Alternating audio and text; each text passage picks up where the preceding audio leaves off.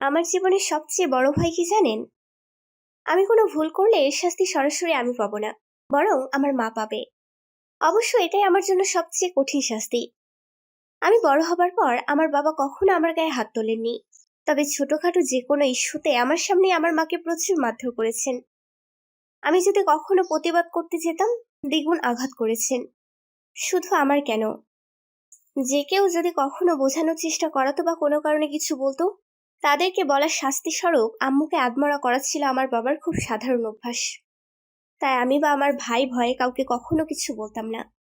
আমার জীবনের এই কালো অধ্যায়ের কথা এক আল্লাহ ছাড়া কাউকে বলার সাহস হয়নি কখনো। ধীরে ধীরে যত বড় হই আমার ভয় তত বাড়তে থাকে। আমি খেয়াল করি আমি কিছু পড়ে যাওয়ার শব্দ বা চিৎকার চেঁচামেচির শব্দ নিতে পারি না। আমার বুক ধড়ফড় করে, নিঃশ্বাস নিতে কষ্ট হয়, হাত পা কাঁপতে থাকে। মনে হয় আমার মাকে বুঝি মেরে ফেললো। একজন সন্তানের জন্য এটা কত বড় অভিশাপ বলে প্রকাশ করা যাবে না। তাই আমি আমার বাবাকে প্রচুর ভয় পেতাম। অন্য পাঁচটা বাবা মেয়ের সম্পর্কের মতো সুন্দর সম্পর্ক আমাদের ছিল না। আমি তাকে মনিব ভাবতাম, যে 3 বেলা খাওয়াচ্ছে, পড়াচ্ছে, থাকার আশ্রয় দিচ্ছে। তাই মাথা নত করে কৃতজ্ঞতা প্রকাশ করা আমার কর্ম। এখন সেখানে বিন্দুমাত্র সম্মান বা ভালোবাসা থাকুক কি না থাকুক। আমি যখন ইন্টারে পড়ি, একটা বিয়ের প্রপোজাল আসে। লোকটা আমার চেয়ে দ্বিগুণ বয়সের অধিকারী, কিন্তু প্রচুর বড় লোক। শহরের কেন্দ্রস্থলে নিজস্ব বাড়ি, নিউ মার্কেটে কয়েকটি দোকান সহ নানা রকম ব্যবসা বাণিজ্য করে। ইলাহি ব্যবস্থা। আমার বাবার কাছে এই সম্বন্ধ সোনায় সোহাগার মতো বলা বাহুল্য। তিনি তো মহা উৎসাহে পাত্রপক্ষের সঙ্গে আলাপচারিতা করছেন। রোজ নিয়মিত কল করে খোঁজ খবর নিচ্ছে, কবে দেখতে আসবে প্রভৃতি পরিকল্পনা নিয়ে বেশ আনন্দিত তিনি। ঘটক থেকে শুনেছেন আমাকে তাদের ভীষণ পছন্দ হয়েছে, তাই বলা যায় দেখতে আসলে সরাসরি আকদ হয়ে যাবে। আমার বাবাও সে অনুযায়ী প্রস্তুতি নিচ্ছিলেন। সত্যি বলতে আমার এই বিয়েতে একদমই মত ছিল না।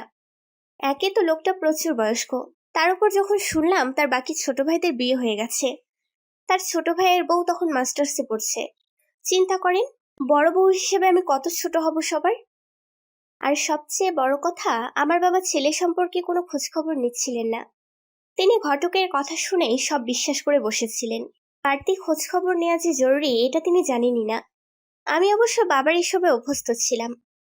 এই পর্যন্ত আমার যত বিয়ের প্রপোজাল এসেছে কোনোটাতেই তিনি না বলার মতো কিছু খুঁজে পাননি। তার মতে প্রত্যেকটা প্রপোজালই বেস্ট। তার মেয়েকে কেউ বিয়ে করতে চাচ্ছে, এটাই যেন সৌভাগ্যের বিষয়। এখন ছেলে শিক্ষিত হোক কি না হোক, ছেলের চেহারা, চরিত্র, পারিবারিক অবস্থা কোনো কিছুই ম্যাটার করে না। টাকা দিয়েই তিনি সব মেপে ফেলেন। আমি এসব জানি বলেই বিয়েতে আগ্রহী হতাম না। কিন্তু সরাসরি কিছু বলে আমার মায়ের উপর মানসিক ও পাশবিক অত্যাচার শুরু হয়ে যেত। এই ভয়ে আমি শুধু তাহাজ্জুদে সিজদায় লুটিয়ে পড়তাম। কত রাত যে কাঁদতে কাঁদতে খেই হারিয়েছি, মুহাররবের নিকট অভিযোগের ঝুলি মেলে বসতেই ভেতরের সব কষ্ট চোখের পানি হয়ে ঝরত। সেই কান্না থামানোর ক্ষমতা আমার আর থাকতো না, যতক্ষণ না তিনি রহমতের পরশ আমার অন্তরে দিতেন। এমনও গেছে আমি কান্নার চেতে মুখ ফুটে কিছু বলতে পারতাম না, শুধু আল্লাহ বলেই কাঁদতে থাকতাম। সেই মোনাজাতে আর কোনো শব্দ মুখ থেকে বের হতো না। আমি জানি আমাকে কিছু বলতেও হবে না। উনি অন্তর্যামী, উনি ঠিকই সব জানেন। এর ফলাফলও আমি পেতাম। বিয়েগুলো কিভাবে যেন পিছিয়ে যেত, আমার বলা ছাড়াই সবকিছু বাতিল হতো। যে মানুষ রবের কাছে চাওয়া শিখে যায় তাকে আর দুনিয়ার কারো কাছে চাইতে হয় না। এই ধ্রুব সত্যিটার জ্বলন্ত প্রমাণ আমি বহুবার পেয়েছিলাম। আমি সবসময় আল্লাহকে বলেছি আমার অভিভাবক যেন তিনি হন। আমার বিয়ের ফয়সালা থেকে শুরু করে আমার জীবনের সবকিছু সিদ্ধান্ত যেন তিনি নেন। অন্য কোনো মাখলুকের সিদ্ধান্ত যেন না চাপান। আমার অভিভাবককে আমি বিশ্বাস করি না। তিনি যেন আমাকে হেফাজত করেন সবসময় অনিষ্ট থেকে।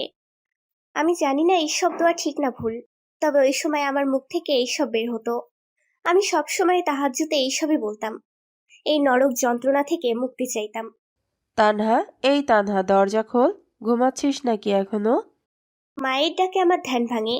আমি দরজা খুলে দেখি আমার মমতাময়ী মা হাসি মুখে তাকিয়ে আছেন। আমি তার হাসি মুখ দেখে বুঝতে পারি এবারে ফাড়াও কেটে গেছে। কি হয়েছে, ডাকছো কেন? তোর পছন্দের কচু শাক রান্না করেছি, চেখে দেখ তো সব ঠিক আছে কিনা। আমি চামচ কেটে একটু খেয়ে বললাম, সেই হয়েছে। আম্মু সাথে সাথে বলল, গরম গরম ভাতে দিয়ে খেতে বসে যা, মজা লাগবে। এখনো খাওয়ার সময় হয়নি তো, আগে আগে খেয়ে ফেললে পরে ক্ষুধা লেগে যায়। ক্ষুধা লাগলে লাগবে, প্রয়োজনে পরে আবার খাবি, সমস্যা কি? দেখি খেতে বস, আমি লেবু কুটে আনি। আমি টেবিলে গিয়ে ভাত বেড়ে পানির গ্লাসে পানি ঢেলে বসি। আম্মু কচু শাকের কথা বলে আনলেও টেবিলে নানা পদের তরকারি দেখে বুঝতে বাকি থাকে না ওনার মন আজকে সত্যি অনেক ভালো।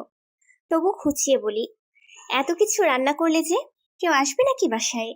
না, কে আসবে? এমনিতে মন চাইলো একটু ভালো মন্দ খেতে, তাই আর কি।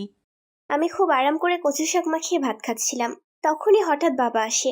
টেবিলে এক পলক চেয়ে নিজের রুমে গিয়ে কাপড় বদলায়। আম্মু এই আকস্মিক আগমনে একটু ভয় পেয়ে যায়। তার উপর টেবিলে এত পদের খাবার দেখে রেগে আগুন হয় কিনা সেই আশঙ্কায় ওনার চেহারার রং বদলে গেল। উনি মূলত সেই জন্যই আমাকে আগে আগে খাওয়াতে চেয়েছিলেন। কথায় বলে, যেখানে বাঘের ভয় সেখানেই সন্ধ্যা হয়। আমি দ্রুত খাওয়া শেষ করে উঠে যেতে চাচ্ছিলাম, তখনই কাঁচের গ্লাস ভাঙার শব্দ হয়। অকথ্য ভাষায় গালিগালাজ করতে করতে উনি বলেন, মাইয়ার বিয়া ভাঙছে, এই ফুর্তি পোলাও কোরমা করতাছো না? তোর জন্যই তো এই মাইয়ারে বিয়া দিতে পারতেছি না আমি। খানকি মাগি, আমার সংসারে শান্তি নষ্ট করতাছস তোরা। খাওয়া পাতে চোখের পানি ফেলা আমার জন্য নতুন না। এমনকি রোজার সময় সাহারি এবং ইফতারে বহুবার চোখের পানি মিশিয়ে খেয়েছি। এই লোকটা কেন জানি আমাদের খাওয়া সহ্য করতে পারে না। বাইরে থেকে এসে যদি দেখে কেউ কিছু খাচ্ছে, ওনার পিত্তি জ্বলে যায়। তাই আমরা ভাই বোনেরা ওনার আসার আগে পরে খেতে বসি। এমন কত হয়েছে, দরজার শব্দ শুনে আধ খাওয়া অবস্থায় উঠে পালিয়েছি। শুনতে আজগবি লাগলেও এটাই সত্যি। আমাদের আয়েশ বাবার সহ্য হয় না।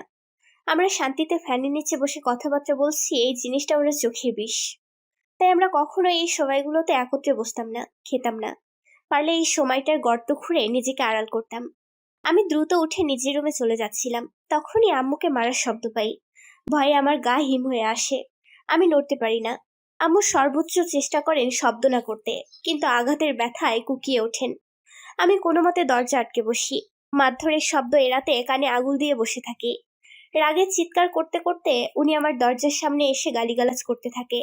দরজায় দু চারটা লাথি দিয়ে বলে যায়, তোরে আমি এই ঘরে বেশি দিন রাখবো না। যেমনি পারি লাথি মাইরা ঘর থেকে বাইর করবো। আমার টাকায় খাইয়া খাইয়া তেল জমাস তোরা। অলক্ষীর ঘরে অলক্ষী, তোরে বিয়া করবো কেডা? যে চেহারা নিয়া জন্মাছস, ভালো কেউ তাকাইতেও না। কয়দিন পর আবার কিছু কইরা খাইতে পারবি না। আমি অভিশাপ দিলাম তোরে, ভাতের পানি চোখের পানি এক কইরা খাবি পরের বাড়ি। আমি মুখ চেপে কান্নার শব্দ আটকেই। ভাগ্যিস আমার ভাইটা ঘরে নাই। বয়স কম হলেও সে আজকাল প্রতিবাদ করতে চায়।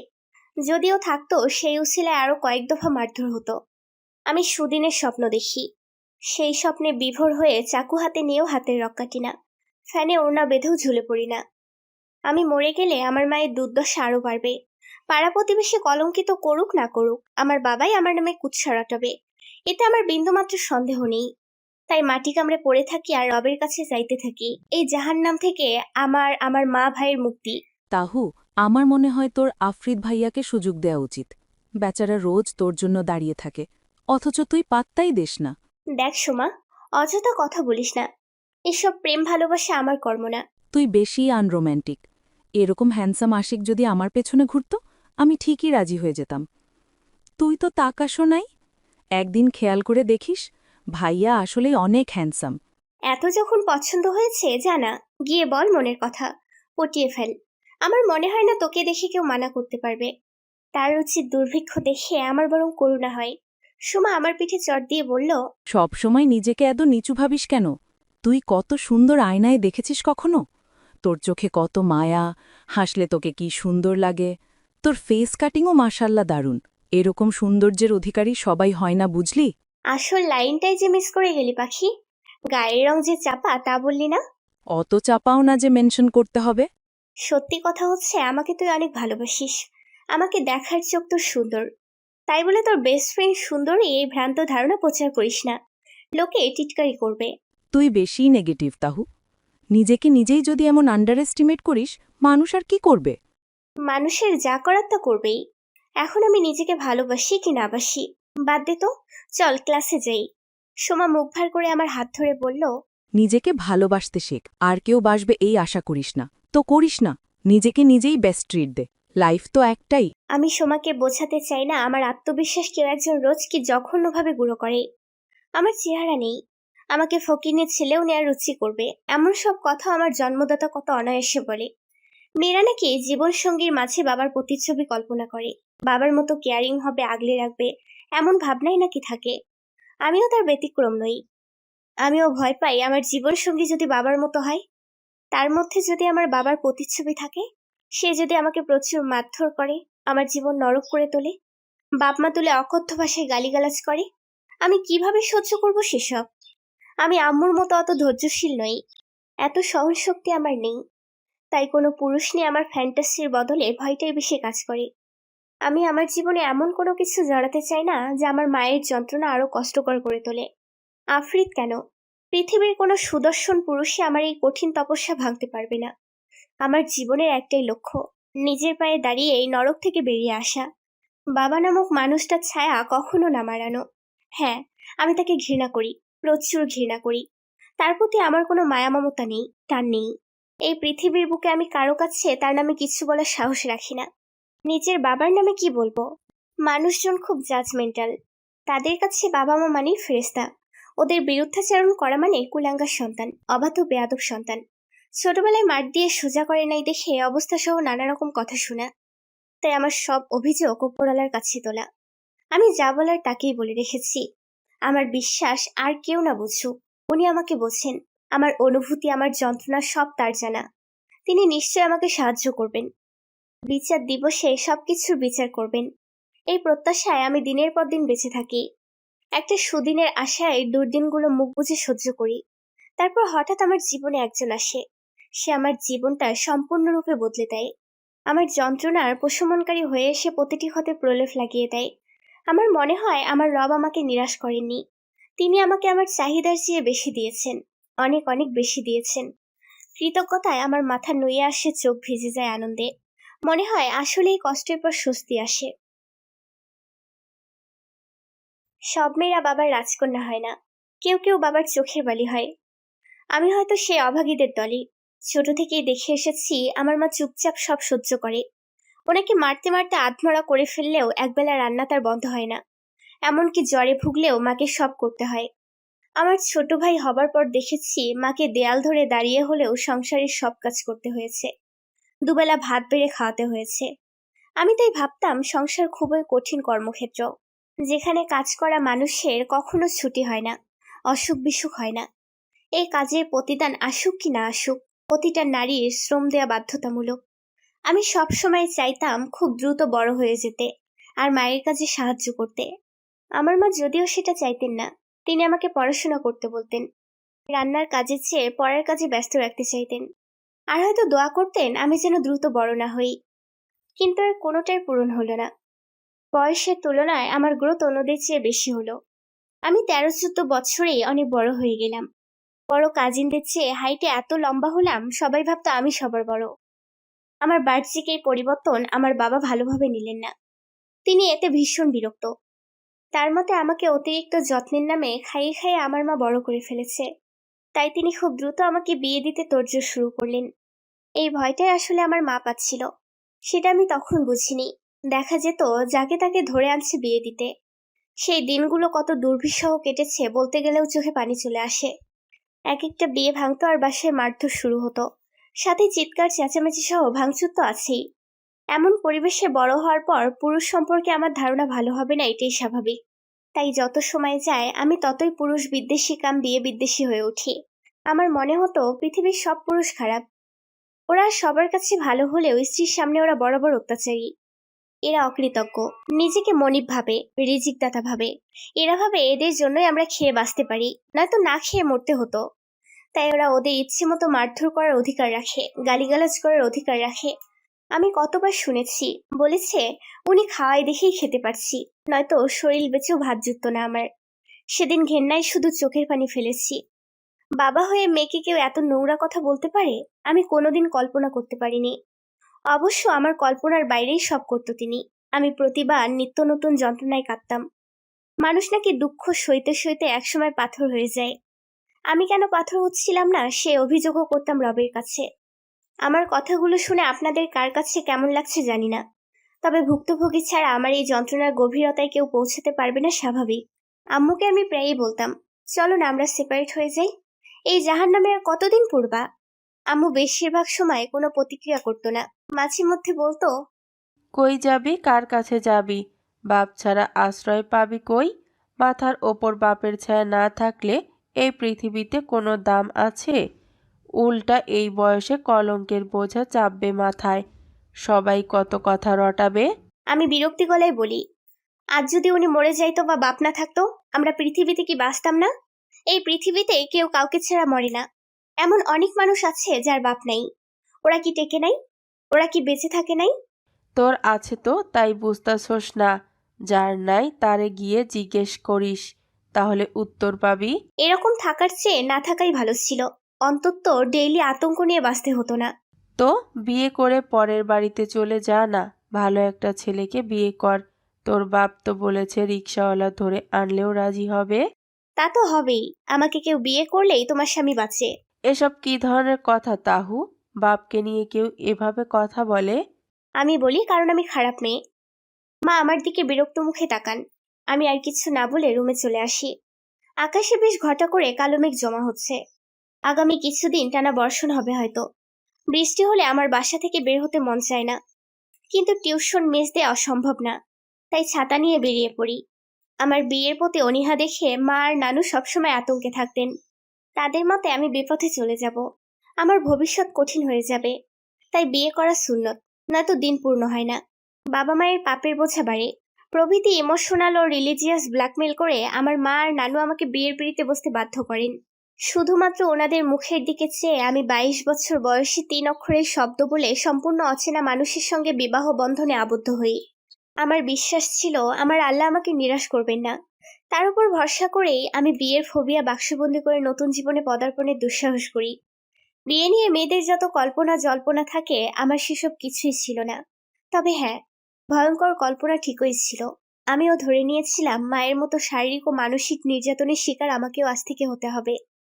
বিদায়ের আগ মুহূর্তে আমার নানি শুধু একটা কথাই বলেছে, বাসর রাইতে জামাই ঘরে ঢুকলেই পায়ে ধরে সালাম করবি, 2 রাকাত নামাজ পড়বি, এরপরে কোনো রাও করবি না, যেমনে চাইবো তেমনে সাড়া দিবি, খবরদার কোনো বেয়াদবি করবি না কইলাম। আমি নিজেকে মানসিকভাবে সেভাবেই প্রস্তুত করছিলাম। ফুল দিয়ে সাজানো ঘরের মধ্যমণি হয়ে বসে অপেক্ষা করছিলাম আমার নতুন মনিবের, যাকে সন্তুষ্ট করে নিজের ভরণ পোষণের বন্দোবস্ত নিশ্চিত করা যায়। কান্না করতে করতে চোখ ফুলে ঢোল হয়ে আছে, সাথে মাথা ব্যথা। ঘুমের তোপে চোখ বুজে আসছিল, কিন্তু ভয়ে ঘুমাতে পারছিলাম না। বসে বসে ঝিমাচ্ছিলাম বলতে গেলে। দরজার শব্দ শুনে আমি নিভু নিভু দৃষ্টিতে তাকাই। অবজব দেখে বুঝলাম তিনি এসেছেন। দ্রুত উঠে কদম বসিয়ে করতে গিয়ে শাড়ির কুচিতে পা পেঁচিয়ে হোঁচট খেয়ে পড়ি। তিনি আমার 2 বাহু আঁকড়ে তুলে গম্ভীর গলায় বললেন, এরকম হুড়মুড় করে ফ্লোরে লুটিয়ে পড়লে কেন?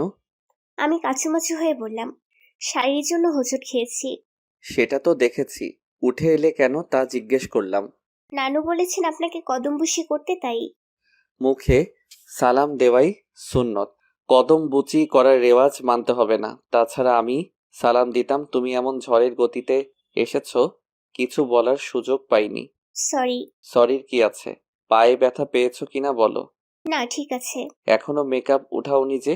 এত ভারী সাজে গরম লাগে না? হুম। ফ্রেশ হয়ে অজু করে এসো। আমি গহনাগাটি খুলে একটা 3 পিস নিয়ে ওয়াশরুমে ঢুকে পড়লাম। আগে কখনো এমন ভারী মেকআপ না করায় পানি দিয়ে চোখ মুখ মুছতে গিয়ে সব লেপ্টে কালো করে ফেলেছি।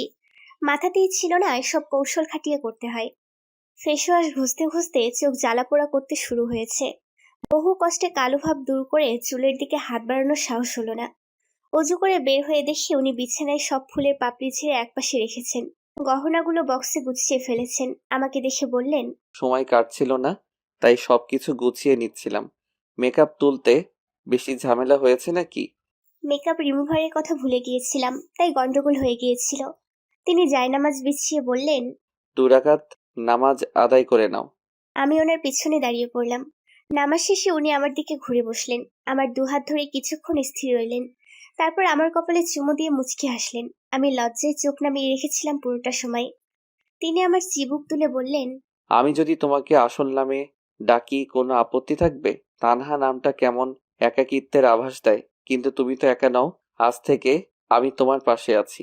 আল্লাহ চাইলে এই জীবনের পাশাপাশি পরবর্তী জীবনেও একসাথেই থাকবো।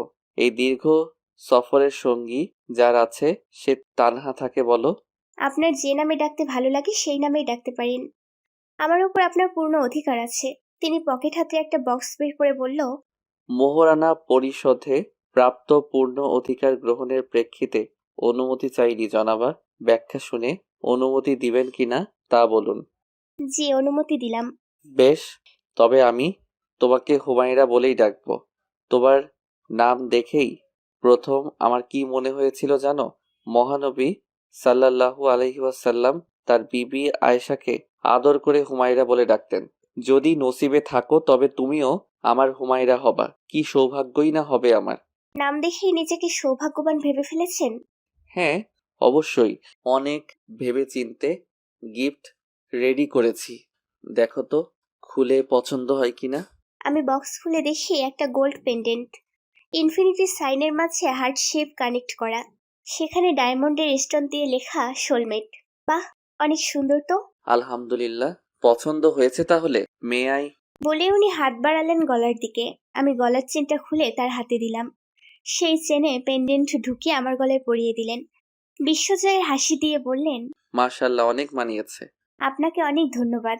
তিনি আমার কোলের ওপর মাথা রেখে বললেন, ধন্যবাদ না দিয়ে দোয়া করে দিবা যাতে তোমাকে সব সময় খুশি রাখতে পারি। আমাকে যেন তোমার অপরাধী হিসেবে হাসরের মাঠে দাঁড়াতে না হয়।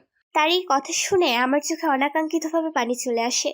আমি জানি না এত আবেগে আমি কবে হলাম, কিংবা কারো কথা এত আপ্লুত হওয়া যায় কিনা সেই আনন্দে চোখে পানি চলে আসে। কিছুক্ষণের আলাপে মানুষকে চেনা যায় না, এ কথা সত্যি। তবে কিছু মানুষ অল্পতে আপন মনে করানোর ক্ষমতা রাখে, তাকে দেখে সেটারই প্রমাণ পেলাম। আমি ওনার চুলে বিলি কাটতে কাটতে বললাম, আপনি বরং আমার জন্য দোয়া করে দিন, আমি যেন আপনার মন মতো হতে পারি, আপনার সন্তুষ্টি অর্জন করতে পারি।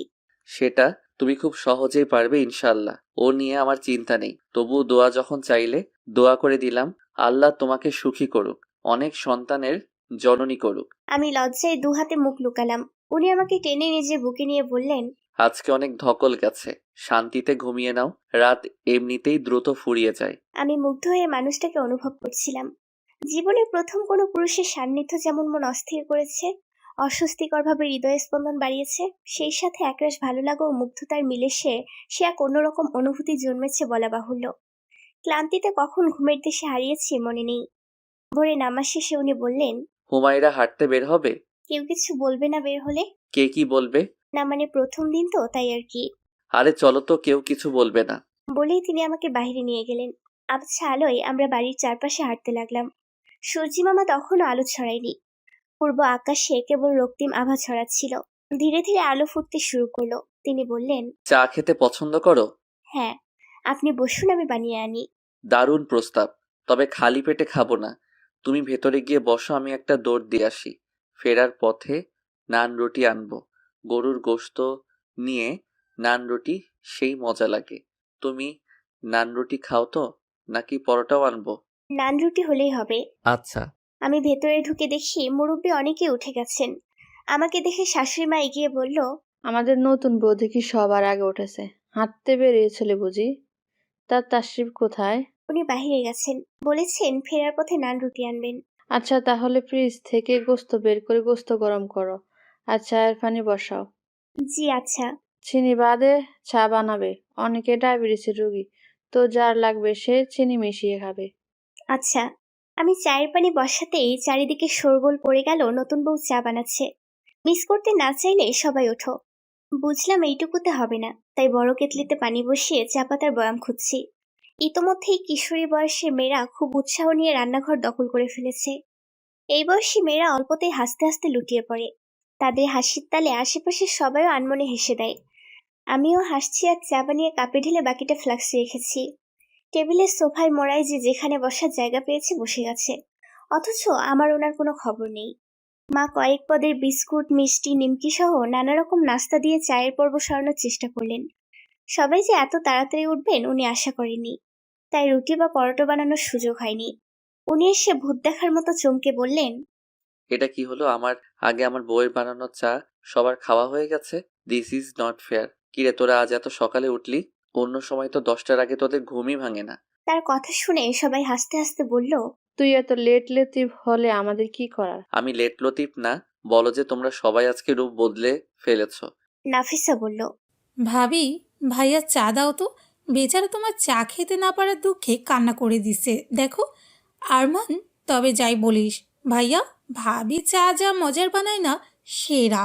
সবাই খেয়ে দিয়ে বাইরে বেরিয়ে গেল। আমি ওনার জন্য নাস্তা নিয়ে টেবিলে রাখতেই তিনি বললেন, তুমি আমাকে ফেলে খেয়ে ফেলেছো বলিও না প্লিজ, তাহলে এবার মিনি হার্ট অ্যাটাক হয়ে যাবে। আমি বহু কষ্টে হাসি আটকে বললাম, আপনি এত পাগলামি করতে জানেন, আমি কল্পনাও করিনি। পাগলামি করলাম কই? কোথায় ভেবেছি দুজন নিরিবিলিতে একসঙ্গে বসে নাস্তা খাবো, এসে দেখি মাছের বাজার বসে গেছে। মাথা নষ্ট হবে না বলো? গতকাল সকালেও 9টা অবধি কেউ ওঠেনি, আর আজ? ওরা আনন্দ করতে ভালোবাসে, তাই সুযোগ পেলেই হইচই করে। এখন আর কথা না বলে খাওয়া শুরু করুন। ওদের লাই দিও না, মাথায় চড়ে বসবে। সব কয়টা ফাজিলের হাড্ডি সাবধান করে দিলাম। আচ্ছা আচ্ছা, ঠিক আছে। আমি মনে মনে ভাবি, এত মিষ্টি একটা পরিবার আমার কপালে জুটলো কিভাবে কে জানে। আমাদের বাসায় সব সময় দেখেছি আব্বু নাকের ডগায় রাগ নিয়ে বসে থাকেন, আর আমরা সবাই ভয়ে তাকে এড়িয়ে পালাই। পারলে ওই সময় বাসায় না থাকাই শ্রেয়।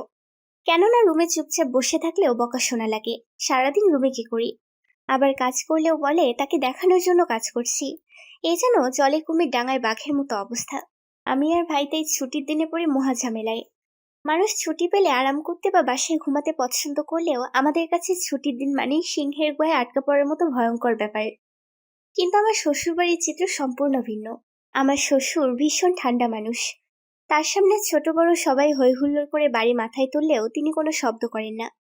চুপচাপ এমনভাবে পত্রিকা পড়েন যেন এইসব কিছুই না। আমার ননদ দেবর তো বাবার সামনেই বলতে থাকে কে লাভ ম্যারেজ করবে তো কে অ্যারেঞ্জ। জুম্মাবারে তিনি 3 ছেলেকে 10টা 11টার দিকে নিয়ে রান্নাঘরে ঢুকে যান। রান্না শেষে সব ছেলেদের নিয়ে নামাজ পড়ে এসে ওরা সবাই মিলে বাড়ির মেয়েদের খাবার পরিবেশন করেন। ওনার মতে এই দিনটা হচ্ছে আমাদের তথা মেয়েদের ছুটি। তাই সবাই আগ্রহ ভরে অপেক্ষা করে কবে শুক্রবার আসবে আর বাবার হাতে রান্না খাবে। আমার শাশুড়ি আবার একটু রাগী ভাব ধরে রাখার চেষ্টা করেন। ছেলে মেয়েদের শাসন করার লক্ষ্যে গুরুগম্ভীর থাকলেও ওনার সঙ্গে মনের কথা বলতে কারোই ভয় লাগে না। ওরা ওদের সব কথা বন্ধুর মতো করে বাবা মায়ের কাছে বলে। এই ব্যাপারটা আমার কাছে ভীষণ ভালো লাগে। আসলে বাবা মায়ের মতো আপন কেউ হয় না।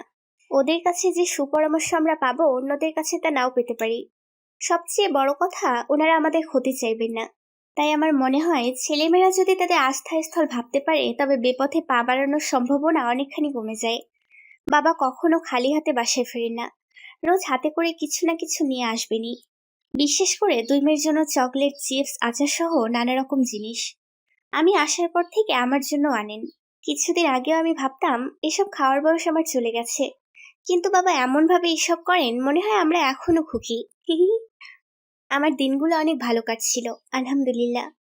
একদিন আশিফ হন্তদন্ত হয়ে রুমে ঢুকে বলল, হুমায়রা, দ্রুত ব্যাগপত্র গুছিয়ে নাও, কিছুক্ষণের মধ্যেই বের হতে হবে। আমি ভ্যাবাচ্যাকা খেয়ে বললাম, এখন কোথায় যাব? আরে, এত প্রশ্নের উত্তর দেবার সময় নেই, 6-7 দিন পরার মতো কাপড় নাও, কুইক। বলেই সে ঝড়ের গতিতে বেরিয়ে গেল। আমি কি নিব না আগামাথায় কিছু বুঝতে পারছিলাম না। আন্দাজে কিছু কাপড় চোপড় লাগেজে ভরে দ্রুত রেডি হয়ে নিলাম। সে ফোনে কথা বলতে বলতে রুমে এসে লাগেজ নিয়ে বের হতে ইশারা দিল। আমি তার পিছু পিছু নিচে নামতেই মা বললেন, সাবধানে থাকবি আর রাত বিরাতে বের হবি না। দিনকাল ভালো না, মাথায় রাখিস। আমি তাদেরকে বিদায় জানিয়ে গাড়িতে বসলাম, অথচ জানি না গন্তব্য কোথায়। সে ড্রাইভ করতে করতেও কতজনের সঙ্গে কথা বলে যাচ্ছে। প্রায় 20 মিনিট পর সে ফ্রি হয়ে বলল, তোমাকে দৌড়ের উপর নিয়ে আসার জন্য খুব সরি। আসলে হঠাৎ মাথায় ভূত চেপেছে, ট্যুরে যাব। বন্ধুদের বলে সব ম্যানেজ করছিলাম, তাই কথা বলার ফুরসত পাইনি। কোথায় যাচ্ছি? Saint Martin. সিরিয়াসলি? হ্যাঁ, তুমি বললে না তোমার অনেক শখ সেন্ট মার্টিনে চন্দ্রবিলাস করার। আকাশে দেখলাম একাদশীর চাঁদ, তাই ভাবলাম এটাই মোক্ষম সময় সেখানে যাওয়ার। আমি বিস্ময়ের চোখ বড় বড় করে তার দিকে চেয়ে রইলাম। কোন দিন এমনি এমনি কথায় কথায় এটা বলেছিলাম নিজেরই মনে নেই, তার ঠিকই মনে আছে।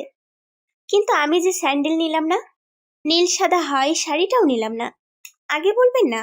ধুর। আরে, এত টেনশনের কি আছে, ওখানে গিয়ে কিনে নিবে। টুরিস্ট স্পটে সবকিছুর দাম বেশি নেই, তাছাড়া যা আছে তা আবার নতুন করে কিনে অপচয় করার মানে হয় না। আচ্ছা যাও, আমি তন্ময়কে বলবো পার্সেল করে পাঠিয়ে দিতে। হ্যাপি? আমরা রাত 10টার মধ্যেই কক্সবাজার পৌঁছে গেছি। আমাদেরকে রিসিভ করতে আনোয়ার ভাই এলেন। হেসে বললেন, তুই শালা কখনোই মানুষ হবি না, কত কষ্টে তোর জন্য রুম ম্যানেজ করেছি জানিস? বন্ধু আছিস কোন কাজে? দেখেছেন বাপি, কৃতজ্ঞতা নাই বান্দার কাছে। নেহাত আপনাকে নিয়ে বেড়াতে আসবে বলেছে বলে, নয়তো ওকে আজ বিচে ঘুমাতে দিতাম। আমার কোনো প্যারা নাই, আমি নিশ্চিন্তে ঢেউয়ের শব্দ শুনতে শুনতে ঘুমাইতাম। ভাইয়া আমাদেরকে রুমের চাবি দিয়ে বলল, আজকের রাতটা কষ্ট করে এই রুমটা ম্যানেজ কর, আমি চেষ্টা করব আরও বেটার দিতে। অন সিজন তো হিউজ কাস্টমার হ্যান্ডেল করতে হচ্ছে। আচ্ছা আচ্ছা বুঝছি, তুইও বহুত বিজি। আমি রুমে ঢুকে বললাম, এত সুন্দর রুম দিয়েও ভাইয়া এত অস্বস্তি বোধ করছিল। ছেলেটা খুব আন্তরিক, বুঝলে, পারে না যে কলিজাটা খুলে দিয়ে দিতে। আমার একদম পিচ্চিকালের দোস্ত বলে কথা। বাহ। হুমায়রা, রাতে কি খাবে বলো, অর্ডার করে দেই। আপনার পছন্দ মতো কিছু নিন, আমার বিশেষ খিদে নেই। বললেই হলো, খিদে নেই? তুমি ফ্রেশ হয়ে নাও, আমি বাসায় কল করে বলছি পৌঁছানোর কথা। ডিনার শেষে বেলকনিতে বসে ঢেউয়ের গর্জন শুনছিলাম। উনি পেছন থেকে জড়িয়ে ধরে বললেন, রাতে সাগর দেখেছো? না। চলো তাহলে দেখে আসি। এত রাতে বিপদ আপদ হবে না? তুমিও না বেশি ভীত, এখানে সিকিউরিটি আছে বলেই বলছি। তোমার কি মনে হয় আমি তোমাকে অনিরাপদ জায়গায় নিব? না, সেটা বলিনি। কখনো রাতে যাইনি তো, তাই জানি না। চলো তাহলে। রাতে সমুদ্র বিলাস সম্পর্কে সবসময় শুনেছি, সিনেমায় দেখেছি, রিয়েলে কখনো এক্সপিরিয়েন্স করার সুযোগ হয়নি। আশেপাশে তাকিয়ে দেখলাম অনেকেই আছে। আমি একাই এতদিনের বোকার রাজ্যে বাস করেছি। রাতে সাগর পাড়ে যাওয়া যায় না। তাসিফ আমার হাতে হাত রেখে নরম বালিতে হাঁটছে আর নানান কথা বলছে। আমি মনোমুগ্ধ হয়ে তার কথা শুনছি। হঠাৎ সে দাঁড়িয়ে বলল, Humaira, let me create the best memory. বলেই সে আমাকে কোলে তুলে নিল। আকাশে চাঁদ, সামনে বিশাল জলরাশি, তার দিয়ে একটা নবদম্পতি। এত সুন্দর একটা মোমেন্ট আমার জীবনে তৈরি হবে আমি কল্পনাও করিনি। মনে মনে আফসোস হচ্ছিল, এই মুহূর্তের স্মৃতি ক্যামেরাবন্দি করা হলো না। আমি তাশরিফের গলা ছড়িয়ে কানের কাছে বললাম, আপনি আমার জীবনে আল্লাহর দেয়া সেরা উপহার। আমি পুরো জীবনেও হয়তো আপনাকে পাওয়ার কৃতজ্ঞতা আদায় করে শেষ করতে পারবো না। সে হেসে বলল, আমি চাই আমাদের জীবনের সায়ান্নে এসেও তুমি একই কথা রিপিট করতে পারো। পরের দিন দুপুরে উনি পার্সেল নিয়ে রুমে ঢুকে বলল, নাও, তোমার হাওয়াই শাড়ি চলে এসেছে। আপনাকে অসংখ্য ধন্যবাদ। আমরা সেন্ট মার্টিন যাব কখন? কাল সকালে ইনশাল্লাহ। আমাদের সঙ্গে আরো 4 জন যাবে, তাদের জন্য ওয়েট করছি। আরো 4 জন? হ্যাঁ, আমার ফ্রেন্ড আর ওদের ওয়াইফ। আমি তোমাকে নিয়ে বেড়াতে এসেছি শুনেই ওরাও চলে এসেছে। দল বেঁধে ঘুরতে মজা বেশি, তাই কেউই সুযোগ হারাতে চায় না। তুমি টেনশন করো না, ওরা সবাই খুব ভালো, আর প্রাইভেসি নষ্ট হবে না। চন্দ্রবিলাস তুমি আর আমি একাই করব। আমি সেটা বলিনি। বলনি, তবু ক্লিয়ার করলাম। বিকেলে বিচে গিয়ে আমি ঝিনুক কুড়িয়েছি, বালিতে নাম লিখেছি, তাসিপের কাঁধে মাথা রেখে ঢেউ গুনেছি, তারপর সি ফুড ট্রাই করেছি। চাউমিনে বেবি অক্টোপাস দেখে আমার মনটাই খারাপ হয়ে গেল। আহারে, ছোট ছোট বাচ্চাগুলোকে আমরা রক্ষা দিলাম না, গোগ্রাসে সাবার করছি। আমার এমন কথা শুনে তাসিপ হাসতে হাসতে শেষ। আমি গাল ফুলিয়ে বললাম, আপনি এভাবে হাসছেন কেন? আহা, রাগ করছো কেন? এরকম ভাবলে তুমি কিছুই খেতে পারবে না। হালাল খাবার আল্লাহ আমাদের জন্যই সৃষ্টি করেছেন। আমরা খাবো না তো কে খাবে? মন খারাপ করো না। সেন্ট মার্টিনে যাওয়ার পথে দেখলাম স্টিমারের চারপাশে গাংচিল উঠছে। এত সুন্দর পাখিগুলো দল বেঁধে উঠছে, দৃশ্যটা ভীষণ মনোরম। সবাই ভিডিও করায় ব্যস্ত থাকলেও আমি মনোযোগ দিয়ে ব্যাপারটা উপভোগ করছিলাম। আল্লাহর সৃষ্টি যত দেখি ততই মুগ্ধ হই। এত নিপুণভাবে তিনি সবকিছু সৃষ্টি করেছেন, প্রশংসা না করে উপায় নেই। রুমানা ভাবি ও তাহমিনা ভাবি সেলফি প্রিয় মানুষ। তারা নানা ভঙ্গিতে সেলফি তুলতে তুলতে শেষ। আমাকে মাঝে মধ্যে তাদের দলে টেনে নেয়। আমি ভদ্রতার হাসি দিয়ে 2-1টা ছবি তুলে কেটে পড়ি। আসলে ওনারা দেখতে খুব সুন্দর আর মডার্ন। তাদের সামনে নিজেকে বেমানান মনে হয়। যদিও ওনাদের আচার আচরণে কোনো প্রভাব দেখা যায়নি, কিন্তু নিজেই অস্বস্তি লাগে। রেজোর্টে গিয়ে আমাকে বিছানায় শুয়ে যেতে দেখে তাশরিফ ভরকে গেল। চিন্তিত গলায় বলল, কি হয়েছে, তোমার শরীর খারাপ লাগছে? জানি না, খুব টায়ার্ড লাগছে, একটু ঘুমাবো। কোনো অসুবিধা হলে বলিও, আমি আছি তো। উনি জানালার পর্দা টেনে ঘর অন্ধকার করে চলে গেলেন। আমি মন খারাপ করে শুয়ে রইলাম। এই মুহূর্তে নিজেকে পরশ্রী কাতর বলতেও বিরক্ত লাগছে। ওরা সত্যি অনেক সুন্দর, সে তুলনায় আমি কিচ্ছুই না। তাশরিফের বন্ধুরা সবাই খুব হাই কোয়ালিটিফাইড, তাদের ওয়াইফরাও সেরা। তাশরিফ নিজেও দারুণ, লম্বা চৌড়া সুদর্শন ছেলে। ভিড়ের মাঝে তার দিকে যে কারো চোখ আগে পড়বে এমন আকর্ষণীয় চেহারা, মাশাআল্লাহ। কিন্তু আমি সেরকম নই। গায়ের রং না কালো না ফর্সা, মাঝে মাঝে এক স্কেল নিচে বলা যায়। কবি লেখকরা স্নেহ করে এই রঙকে মায়াবতী নাম দেয়। চেহারায় আহামরি সৌন্দর্য নেই, তবে কাছের মানুষরা বলে অগ্রাহ্য করার মতো নেই। আমি নিজেকে নিয়ে কখনোই আত্মবিশ্বাসী ছিলাম না, এখনো নই। তবে এটা সত্যি, তাসিফ আমার জীবনে আসার পর নিজেকে নিয়ে ভাববার ফুরসত পাইনি। সে এমনভাবে ট্রিট করতো, নিজের খুঁতের কথা ভুলেও বসেছিলাম। আজ ওদের মাঝে নিজেকে আবিষ্কার করার পর না চাইতেও মন খারাপেরা জিকে বসেছে। সেটা না দেখতেই ঘুমানোর বাহানায় একাকিত্ব বেছে নিয়েছি। মাথা ভর্তি ওভার থিঙ্ক নিয়ে ঘুম আর জেগে থাকার মাঝামাঝি স্তরে ঝুলতে ঝুলতে কাঁধের কাছে গরম নিঃশ্বাস টের পেতেই চমকে ঘুরে ফিরি। তাকিয়ে দেখি তাসিফ। স্বস্তির নিঃশ্বাস ফেলে বললাম, আপনি? সে আমার গলায় নাক ডুবিয়ে জড়িয়ে ধরে বলল, বউকে রুমে রেখে মিসকিনের মতো ওদের মাঝে বসে থাকতে বলছো? তাই না? হুম। তুমি যদি জানতে বউ ছাড়া জীবন কত কঠিন তবে বুঝতে। আপনারা ছেলেরা এত হাহুতাশ কিভাবে করেন বলুন তো? বিয়ের আগে মেয়েরা জামাই নিয়ে এত ঢং করে না, যতটা আপনারা করেন। তুমি করনি বলছো? হ্যাঁ, করিনি। তাহলে তো আরো ভালো সংযমী নারী। আপনি একদম বেশি। আমাকে ঘুমাতে দিন। ঘুমাও না, না করেছে কে? এভাবে পেঁচিয়ে রাখলে ঘুমানো যায়? কেন যাবে না? তোমার অভ্যাস করা উচিত। আমি এভাবে সবসময় আষ্টে পৃষ্ঠে থাকবো। অগত্যা কিছু না বলে চোখ বুজে থাকাই শ্রেয় মনে হলো। কতক্ষণ ঘুমিয়েছি হিসেব নেই। কানের কাছে অনবরত রিংটন বাজতে থাকায় বাধ্য হয়ে কল রিসিভ করতে ওঠাই লাগলো। ওপাশ থেকে আম্মু চেঁচিয়ে বললেন, কতক্ষণ ধরে কল করছি, ধরিস না কেন? টেনশনে আমার জান চলে যাচ্ছিল। ঘুমেছিলাম তাই বলতে পারি না। এই অসময়ে ঘুম, কাজকর্ম না করে এভাবে পড়ে পড়ে ঘুমাচ্ছিস, কেউ কিছু বলে না? তুই দেখি আমার নাম খারাপ করছিস। আমি বাসায় নেই তো, তোমার জামাইয়ের সাথে বেড়াতে এসেছি সেন্ট মার্টিন। আম্মু দ্রুত টপিক পাল্টে বলল, কবে গেছিস? 2 দিন হলো। কেন কল করেছো?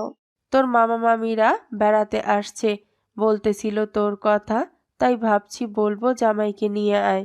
ওনাদের থাকতে বলো কটা দিন। আমরা 4 থেকে 5 দিনের মধ্যেই চলে আসবো ইনশাল্লাহ। তাড়াহুড়োর দরকার নেই, গেছিস যখন ভালো মতো ঘুরে নে।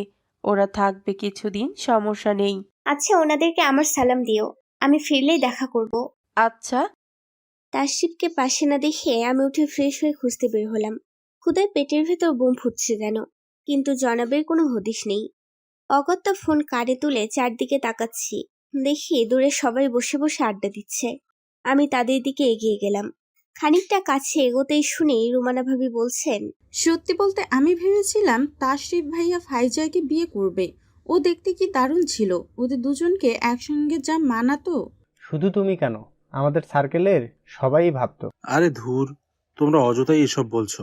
ফাইজা ওকে পছন্দ করলেও তাসরিফের ওর প্রতি কখনো ইন্টারেস্ট ছিল না। বিয়ের আগের কাহিনী বাদ দাও তো, অতীত নিয়ে সমালোচনা না করাই ভালো। বর্তমানে ওরা হ্যাপি হলেই হলো। সেটা ঠিক, তবে ভাইয়া অনুযায়ী ভাবি একটু নিরাশ পড়ে গেল না? উনি আরো বেটার ডিজার্ভ করেন। পাগল তুমি, মানুষকে বাহ্যিকভাবে জাজ করা বন্ধ করো। তাসরিফ শুনলে প্রচুর খেপাবে। আমি কি ওদেরকে বলতে চাচ্ছি নাকি, তোমাদেরকে কথার কথা বললাম আর কি। আমি ওদের কথা শুনে আর এগোতে পারিনি। উল্টো পথে রুমে চলে আসি। সারাদিন এমনিতেই মন উসখুস করছিল, তার উপর তাদের কথোপকথন শুনে ওভারথিঙ্ককেই বাস্তবসম্মত মনে হলো। আমি সেই জনের মানুষের ভিড়ে যাই না। উনি যখন বলেছিলেন ওনার বন্ধুরা ওয়াইফ সহ আসবেন, আমার মন খারাপ হয়ে গিয়েছিল, কিন্তু তাকে বুঝতে দিতে চাইনি। আমি জানি আমি সুন্দর না, আমি নিরস, আমার গায়ের রং ময়লা। তবুও কেউ যখন বলে আমার সহ্য হয় না, ভীষণ কষ্ট হয়, নিজেকে তুচ্ছ লাগে। আমার মন খারাপের রেশ পুরো শরীরে ছড়িয়ে পড়ে। আমি ভুলে যাই আমার পেটে ক্ষুধা ছিল। তাসরিফের সাথে আমার বিয়ে হয়েছে, এটাকে অনেকেই মিরাক্কেল মনে করে। আমার আত্মীয় স্বজন থেকে শুরু করে পাড়াপড়শি সবাই তাকে দেখে একটা কথাই বলেছিল, তানহার ভাগ্য অনেক ভালো, এত সুন্দর বর পেয়েছে, বড়লোক পরিবার পেয়েছে। ওর আর কি লাগে? কেউ কেউ টিপ্পনি কেটে বলেছে, সুন্দর মানুষের চয়েস আসলেই সুন্দর হয় না। আমি জানি না সে আমাকে কেন পছন্দ করেছিল, বা তার পরিবার কেন দেখতে এসে পাকা কথা বলে গিয়েছিল। তবে এটা জানি আমি আসলেই সুশ্রী নই। হয়তো সত্যি ভাগ্যগুণে এমন বর আর শ্বশুরবাড়ি জুটেছে। তবে সবসময় মানুষের সমালোচনা নিতে পারি না। মাঝে মধ্যে ইচ্ছে করে চেঁচিয়ে বলি, আমি অতটাও ফেলনা নই যতটা আপনারা ভাবছেন। আমি লেখাপড়া করা শিক্ষিত মেয়ে, সংসারের সব কাজ পারি, বুকের ভেতর হাজারো কষ্ট চেপে হাসি মুখে কথা বলতে পারি। নম্র ভদ্র মেয়ে হিসেবে আমার বেশ সুখ্যাতি আছে। আমাকে নিয়ে কেউ মন্দ কথা বলতে পারবে না। গায়ের রং দিয়ে আমাকে জাজ করলে আমাকে তাসরিফের অযোগ্য মনে হলেও অন্যান্য দিকে আমি অযোগ্য নই। কিন্তু মায়ের শিক্ষা অনুসারে আমাকে নীরবতা অবলম্বন করতে হয়। রুমে ঢুকে দেখি তাসরিফ বসে আছে। আমাকে দেখে বলল, কোথায় গিয়েছিলে এতক্ষণ? কিছু না খেয়ে বসে আছে, ক্ষুধা পাইনি? আপনাকে খুঁজতে গিয়েছিলাম। কল রিসিভ করছিলেন না কেন? কল করেছিলে, কই আসেনি তো। হয়তো নেটওয়ার্ক এঙ্গেজড ছিল। হতে পারে, দেখি এসে বসো। তোমার জন্য কিছু খাবার অর্ডার করেছিলাম, খেয়ে নাও। আমি তার পাশে গিয়ে বসলাম। উনি প্লেটে খাবার তুলতে তুলতে বললেন, সাইকেল চালাতে পারো? না, কখনো চালাইনি। পারলে ভালো হতো, এখানে সাইকেল চালানোর মজাই আলাদা। আমার বাইক সাইকেল এসবে খুব ভয় লাগে, মনে হয় পড়ে যাব। আচ্ছা। আমি আনমনে খুঁটে খুঁটে খাচ্ছিলাম দেখে উনি তুড়ি বাজিয়ে বলল, মনোযোগ কোথায়? আপনি লাঞ্চ করেছিলেন? তোমাকে গভীর ঘুমে দেখে আর ডাকিনি। এত সুন্দর করে ঘুমাচ্ছিলে, আমার তো ইচ্ছেই করছিল না উঠে যেতে। ওদের ফোন কলে বিরক্ত হয়ে উঠে গিয়েছিলাম। আমি ওনার দিকে তাকিয়ে বললাম, একটা কথা জিজ্ঞেস করি, সোজা সাপটা জবাব দিবেন। করো। আমাকে বিয়ে করেছিলেন কেন? মানুষ বিয়ে কেন করে? হুম, সোজা সাপটা বলুন। বোকা মেয়ে, পছন্দ না হলে কেউ বিয়ে করে? আমাকে পছন্দ হবার মতো কিছু কি আছে? নেই বলছো? আছে বলছেন। উনি আমার চিবুক তুলে বললেন, নিজেকে কখনো মনোযোগ দিয়ে দেখেছ হয় নাই? দেখলে বুঝতে আল্লাহ কত যত্ন করে বানিয়েছেন তোমাকে। ব্যাস এতটুকুই যথেষ্ট ছিল আমার সব বিষণ্ণতা কেটে যাওয়ার। কে একজন ঠিকই বলেছে, মেয়েদের মনের আবহাওয়া স্বামীর উপর নির্ভরশীল। রাতে সবাই একসঙ্গে খাওয়ার সময় রনি ভাইয়া আর নাইম ভাইয়া তাদের কলেজ লাইফের স্মৃতিচারণ করে কত যে গল্প বলল, কিন্তু তাসরিফ নীরব দর্শকের মতো চুপচাপ সব শুনল, নিজে কিছুই বলল না। খাওয়া শেষে সবাই যার যার রুমে চলে গেলেও আমি আর উনি বাইরেই রয়ে গিয়েছিলাম। সারাদিন ঘুমিয়ে আপাতত আমার চোখে ঘুম নেই। রাতের নির্জনতায় আমি আর সে চুপচাপ বসে আছি রেজর্টের এক ব্রেঞ্চিতে। নীরবতা ভেঙে উনি বলল, তুমি কি ওদের জন্য আনকমফোর্টেবল ফিল করছো? না তো, এমন ভাবছেন কেন? এমনি জিজ্ঞেস করছি। তেমন কিছু নয়। কালকে পূর্ণিমা মনে আছে? হ্যাঁ। আমি কিন্তু অধীর আগ্রহে অপেক্ষা করেছি এই দিনটার। কেন? বলবো না, কালকে জানতে পারবে। আমি উৎফুল্ল চিত্তে বললাম, এখন তো আমার পেটে গুমুর গুমুর করতে থাকবে, বলুন না কারণ কি? ভালো হয়েছে, চলতে থাকুক। আমি একা একা কেন এক্সাইটেড থাকবো, তুমিও থাকো। এটা ঠিক না।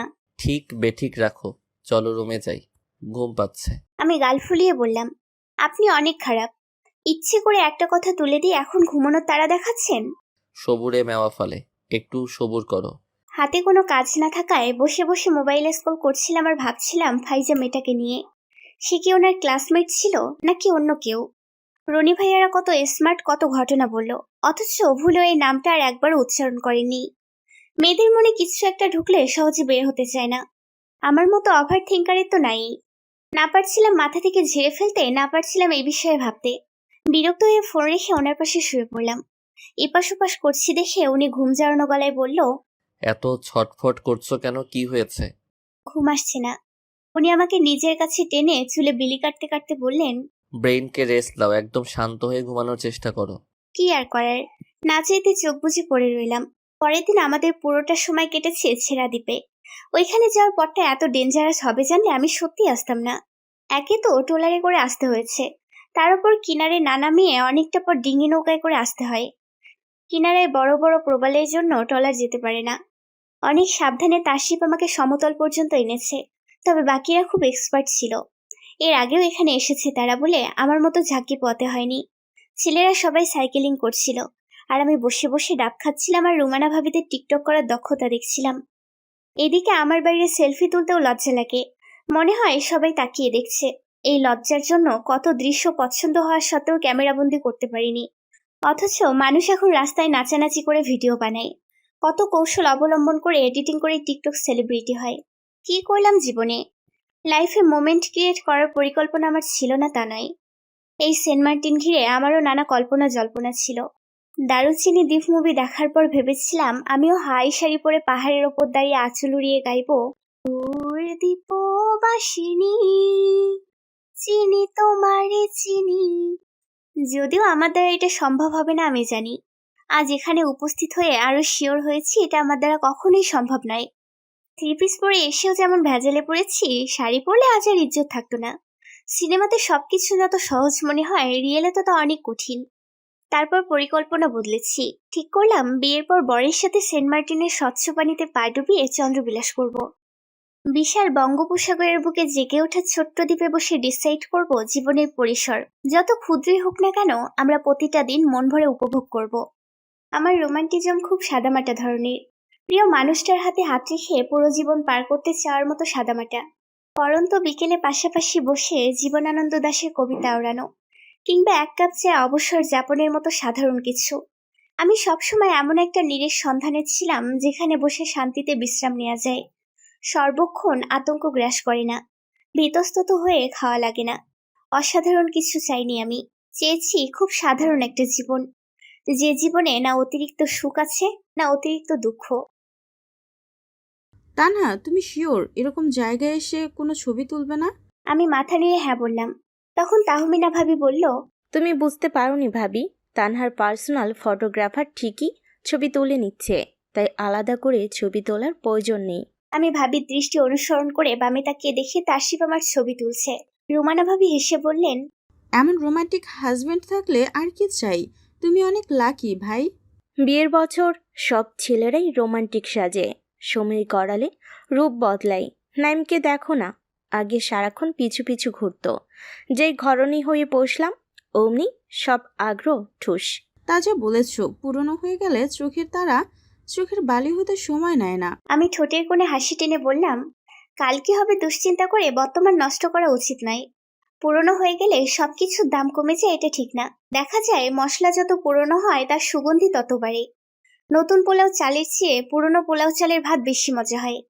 তেমনি আপনাদের সম্পর্কের সুঘ্রাণ কিন্তু এখনো আমরা টের পাই। তুমি খুব সুন্দর উদাহরণ দিলে তো, এভাবে ভেবে দেখিনি। আসলেই সবকিছু পুরনো হলেই যে নষ্ট হয় তা নয়, সম্পর্কের ক্ষেত্রে সময় যত গড়ে ভিত ততই মজবুত হয়।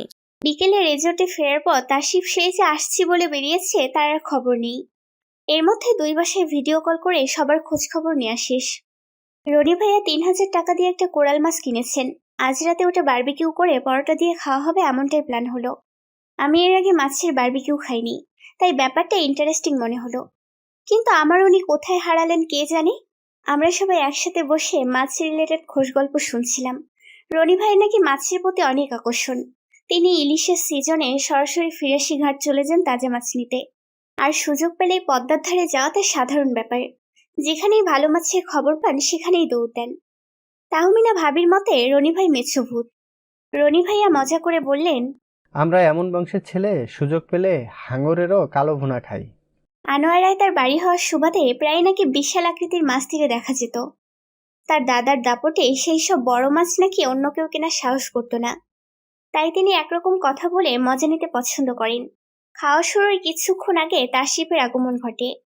আলোচনা ততক্ষণে মাছ থেকে মেছভূতে চলে গেছে। ভুতুরে সব ঘটনা শুনতে শুনতে আমার কলেজে শুকিয়ে কাঠ। কিন্তু আমি ভয় পাচ্ছি এমনটা কাউকে বুঝতে দিলাম না। ওরা আমাকে ভীতু ভেবে আরো ভয় দেখাতে চায় যদি। তাসিফ আমার পাশে বসতে বসতে বলল, তোদের সব আড্ডার শেষ ঘুরে ফিরে এই ভূতের গল্পতেই হয়। ওদের কথা কানে নিও না কেউ, ওরা তিলকে তাল বানিয়ে বলে।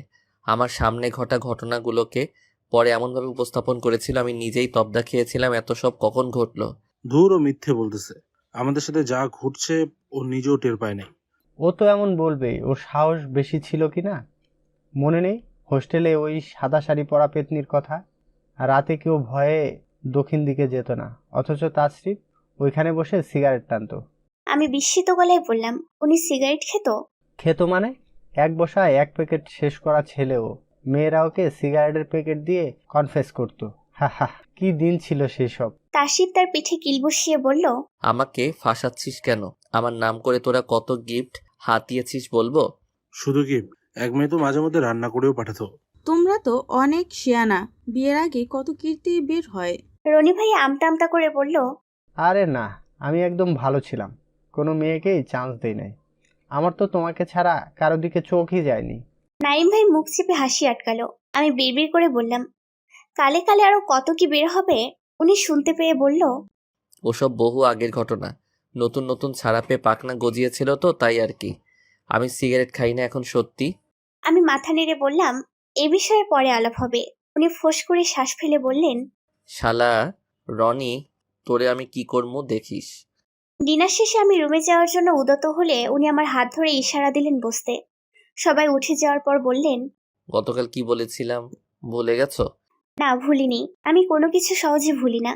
তুমি ওদের কথায় আমার উপর রাগ করছো? যৌবনের শুরুতে ছেলেরা কত কি করে, আমারও সিগারেটের নেশা ধরেছিল, কিন্তু বিশ্বাস করো ওটা ছেড়েছি আরো অনেক আগে। এত কনফিউশন আসতো, সেই সম্পর্কে কি বলবেন? কনফেশনে কি এসে যায়? আমার কেউ ছিল না, এটা ধ্রুব সত্যি। আমার জীবনের প্রথম ও শেষ নারী তুমি। আমার মনে যাই চলুক না কেন, তার সামনে আর কিছুই প্রকাশ করলাম না। আমি হিংসুটে, প্রচুর হিংসুটে।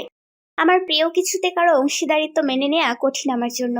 সেখানে সে শুধু আমার একান্ত মানুষ। যদি কখনো জানিও তার কেউ ছিল, আমার সহ্য হবে না। আমি তার মনে অন্য কারো অস্তিত্ব কল্পনা করতেও সাহস পাচ্ছি না। তবে এটাও সত্যি, মানুষের মন বড়ই অদ্ভুত। সেখানে কি চলে সেটা আল্লাহ ছাড়া কেউ বলতে পারে না। ভালোবাসার রং বদলায়, ধারণার চেয়ে দ্রুত বদলায়। তাই আমি নিশ্চিত বলতে পারি না এখন সে যেমন আছে আজীবন তেমনই থাকবে। তার চেয়ে বরং বর্তমানে যেমন আছে সেটাই মনে প্রাণে বিশ্বাস করি, উপভোগ করি এই রঙিন দিনগুলো। আর মনে মনে প্রার্থনা করি আমার বিশ্বাস না ভাঙুক, সে আমাতে বিভোর থাকুক। আকাশে আছে রূপালী থালার মতো চাঁদ উঠেছে। উথাল পাতাল করা বাতাস আর সাগরের ঢেউয়ের গর্জন সব মিলিয়ে রাতটা আমার কাছে অপ্রার্থিব মনে হচ্ছে। চাঁদের আলোয় চিকচিক করে ওঠা অথই জলের দিকে চেয়ে চুপচাপ বসে আছি তাশরিফের ডেকোরেশন করা তাঁবুর সামনে। ছোট ছোট লাইট দিয়ে সে খুব সুন্দর করে এই তাঁবু এটে সাজিয়েছে পুরো সন্ধ্যা জুড়ে। সে খুব আয়োজন করে ফায়ার ক্যাম্প জ্বালিয়ে সেখানে চা বানাচ্ছে। তার নাকি প্ল্যান ছিল এখানে ডিনার করার, কিন্তু রনি ভাই হুট করে মাছ কিনে ফেলবে সে ভাবেনি। তাই আপাতত চা দিয়ে চন্দ্রবিলাস করা ছাড়া উপায় নেই। আমি তার দিকে চেয়ে বললাম, এত রাতে চা খেলে ঘুম আসবে? আর না আসলে ক্ষতি আছে? নেই বলছেন? অবশ্যই নেই, বরং লাভ আছে। আপনি অযথা এসবে ব্যস্ত থেকে একটা সুন্দর রাত মিস করছেন। এদিকে এসে বসুন তো, দেখুন চাঁদটা কত সুন্দর। আর 2 মিনিট প্লিজ, তারপর পুরো রাত দেখব।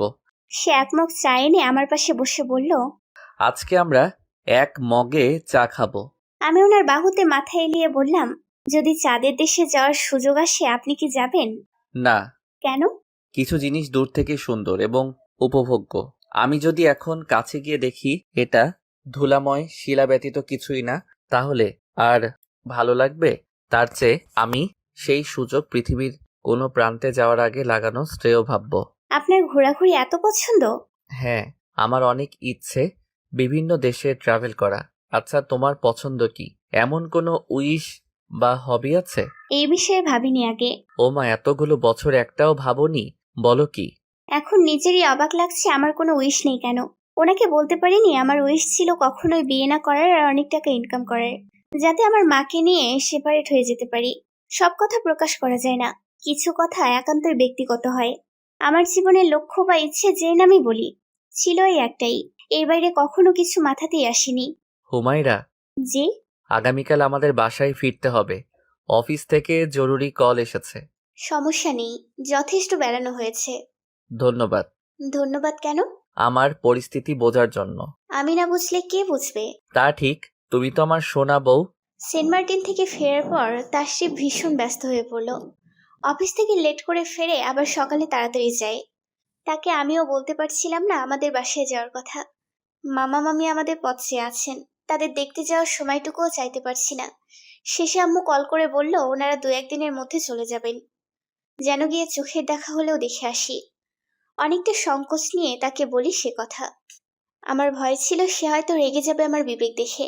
বেচারা দিনরাত এত খাটছে, শান্তিতে ঘুমোতেও পারছে না কাজে চাপে, আর আমি সেসব দেখেও যাওয়ার কথা বলছি। কিন্তু সে তেমন কিছুই করলো না, বরং আফসোসের গলায় বলল, আমি শুনেছিলাম মামা মামি এসেছেন, তাও এতদিন গিয়ে দেখা করিনি। কি লজ্জার বিষয়। তুমি মনে করাবে না একবার? ইস, কত কেয়ারলেস দেখালো আমায়। আরে না না, আপনার কোনো দোষ নেই। আপনার অফিসে এত চাপ যাচ্ছে ওনারা বুঝেছেন, কিছু মনে করেননি। হুমায়রা, আমি যদি কাল অফিস যাওয়ার পথে তোমাকে ওখানে নামিয়ে দিয়ে রাতে যাই, কোনো সমস্যা হবে? বাসায় ফেরার পর কোথাও বের হওয়ার মুড থাকে না, তাই আর কি। সমস্যা নেই, তাহলে কাল সকালে একটু আর্লি করে বের হব। ওকে। আমার অনেক আনন্দ লাগছিল বাসায় যাব ভেবে। এতদিন পর আম্মুকে দেখবো, ওনার হাতে রান্না করা খাবার খাবো। সবচেয়ে বড় কথা, হাত ছাড়িয়ে লম্বা ঘুম দেব। বিয়ের পর মায়ের বাড়িতে যাওয়া এত আনন্দের হয় আমি জানতাম না। যদিও দেখতাম আপুরা বাড়িতে আসার জন্য শুধু উপলক্ষ খুঁজত। সকালে সবার জন্য চা নাস্তা বানিয়ে শাড়ি গহনা পরে রেডি হচ্ছিলাম, তখন তাশরিফ বিছানায় শুয়ে আমার দিকে চেয়ে রইল। আমি তাকে তাগাদা দিচ্ছিলাম তাড়াতাড়ি উঠে রেডি হতে, কিন্তু সে নড়ছিলই না। বিরক্ত হয়ে বললাম, আপনি উঠবেন নাকি আমি পানি আনবো? পানি এনে ঢাললে তোমারই কাজ বাড়বে, আমার কোনো সমস্যা হবে না। এমন করার মানে কি? উঠতে ইচ্ছে করছে না, যাবেন না আজকে? সে আড়মোড়া ভেঙে বলল, এই মেয়ে এখন থেকে রোজ আমার সামনে বসে সাজবে, মাথায় থাকবে তো? আপনার বুঝি অত সময় থাকে আমার সাজ দেখার? এতদিন ছিল না, এখন থেকে থাকবে। আচ্ছা। আল্লাহ, কি করেছো এটা তুমি? সব গন্ডগোল করে দিল তো। আমি ভেবাচাকা খেয়ে তার দিকে এগিয়ে গেলাম। আবার কি ভেজাল বাঁধিয়েছি আমি? সে আমাকে জাপটে ধরে বলল, এখন ঠিক আছে, সব পারফেক্ট। এত ঢং করতে পারেন আপনি? বললেই হতো জড়িয়ে ধরবেন। বলে বলে রোম্যান্স করতে মজা আছে? আমি যদি বলি, এই বউ এদিকে আসো চুমু খাবো, এই বউ এদিকে আসো জড়িয়ে ধরবো, কেমন লাগবে? যান, আপনি জয়ী। হ্যাপি? জয়ী হতে চাইলে তো হ্যাপি হতাম। আমি তো চাই চুমু খেতে, দিয়ে দাও, হ্যাপিয়েস্ট পার্সন হয়ে যাব। আমি তার গালে চুমু দিয়ে বললাম, হয়েছে, এবার উঠুন, পরে সত্যি অনেক লেট হবে। কিন্তু বান্দার মাথায় শয়তানি ঘুরছে, সে কিছুতেই নড়ল না, বরং কানের কাছে ফিসফিস করে বলল, আমি গালে চাইনি ম্যাডাম, এরকম উপরে উপরে চুমুতে যে আমার মন ভরে না। আমি তাকে এক প্রকার টেনে উঠিয়ে ঠেলে ঠুলে ওয়াশরুমে ঢুকিয়ে বললাম, অলরেডি 8টা বেজে গেছে, আল্লাহকেও আসতে দ্রুত করুন। সে চেঁচিয়ে বলল, মনে রেখো কিন্তু, আমি পাও না, বুঝে নিব। বাসায় গিয়ে দেখি এলাহি অবস্থা। বড় চাচু, ফুফু আর আমার সব কাজিনরা একত্রিত হয়েছেন। এত মানুষ উপস্থিত হবে এটা আমার আইডিয়া ছিল না। ভাগ্যিস তাশরিফ ফল মিষ্টি বোঝাই করে ভেতর অব্দি এসে তারপর গিয়েছিল, নয়তো সবাই মাইন্ড করত। সবার সঙ্গে কুশল বিনিময় শেষে আমি নিজের ঘরে গিয়ে লম্বা হয়ে শুয়ে পড়লাম। পৃথিবীর সব আরাম একদিকে আর নিজের রুমের বিছানায় শোয়ার আরাম একদিকে। আমি বিছানায় গড়াগড়ি খেতে সাইড টেবিলের ড্রয়ারে থাকা ডায়েরিটা তুলে নিলাম। সেখানে আমি লাস্ট লিখেছি হলুদের রাতে। অনাগত ভবিষ্যৎ নিয়ে আমার উৎকণ্ঠার কথা প্রতিটি লাইনে স্পষ্ট। আমি কলম নিয়ে মুহূর্তেই কয়েক পৃষ্ঠা লিখে ফেলেছি। এই ডায়েরি আমার সুখ দুঃখের সব স্মৃতি বহন করে আছে, তাই এটাকে আমি কঠোর নিরাপত্তায় রাখার চেষ্টা করি। এর লক্ষ্য আমি ছাড়া কেউ জানে না, কোনোদিন জানবেও না ইনশাল্লাহ। লেখা শেষে এটাকে ড্রয়ারে রেখে আমি বেলকনিতে গিয়ে বসলাম। আমার রুম থেকে বিশাল একটা পাহাড় দেখা যায়। সেই পাহাড়ে উঁচু উঁচু দুটো গাছ আছে, যাদের দেখলে মনে হয় মুখোমুখি দুটো ঘোড়া দাঁড়িয়ে আছে সামনের 2 পা উঁচু করে।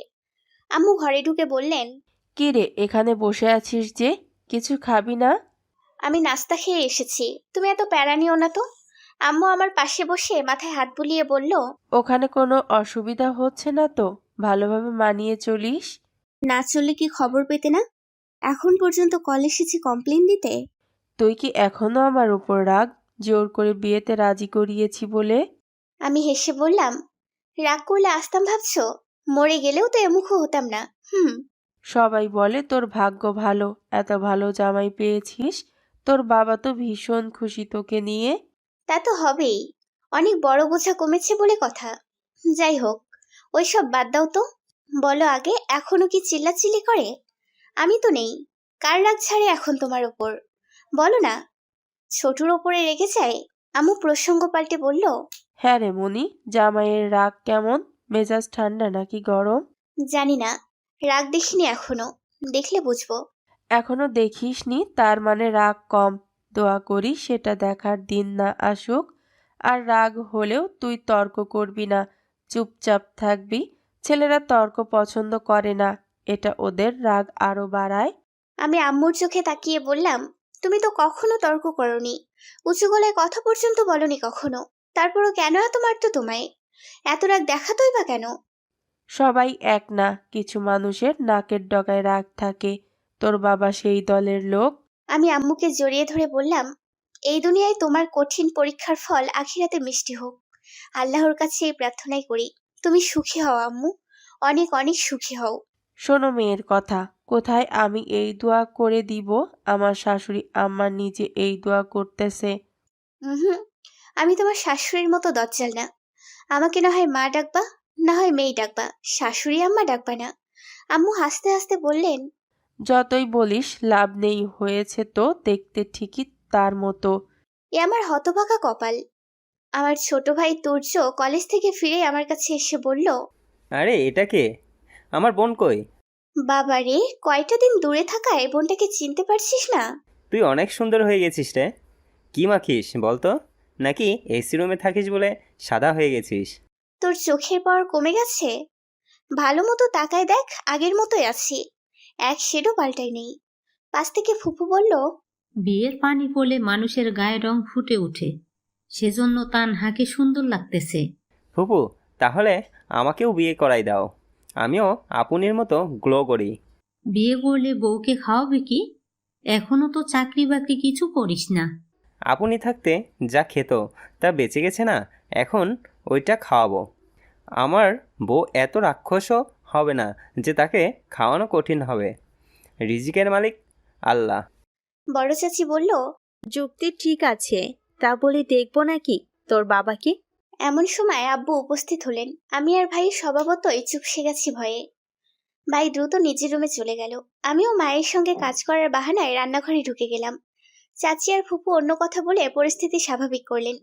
আব্বু বাজারে ব্যাগ রেখে বলল, জামাই তো দুপুরে খাবে না, রাতে ওর জন্য ভালো মন্দ রান্না করবা, রান্নায় যেন ত্রুটি না হয়। তোমার তো আবার মেহমান দেখলে লবণ মরিচ বাড়াই দিতে মন চায়। আমি ব্যাগ থেকে সদাই বের করে গুছিয়ে রাখতে শুরু করলাম। একটু আগেও বাসায় সবাই হাসি ঠাট্টা করলেও এখন সবাই চুপচাপ বসে আছে। এখানে 15 জন প্লাস মানুষ দেখে বোঝার উপায় নেই। তাসিফ অফিস শেষে আস্তে আস্তে রাত 11টা বেজেছে। আমাদের বাসার সবাই তাড়াতাড়ি ঘুমাতে অভ্যস্ত বলে ইতোমধ্যে অনেকেই ঘুমিয়ে কাঁদা।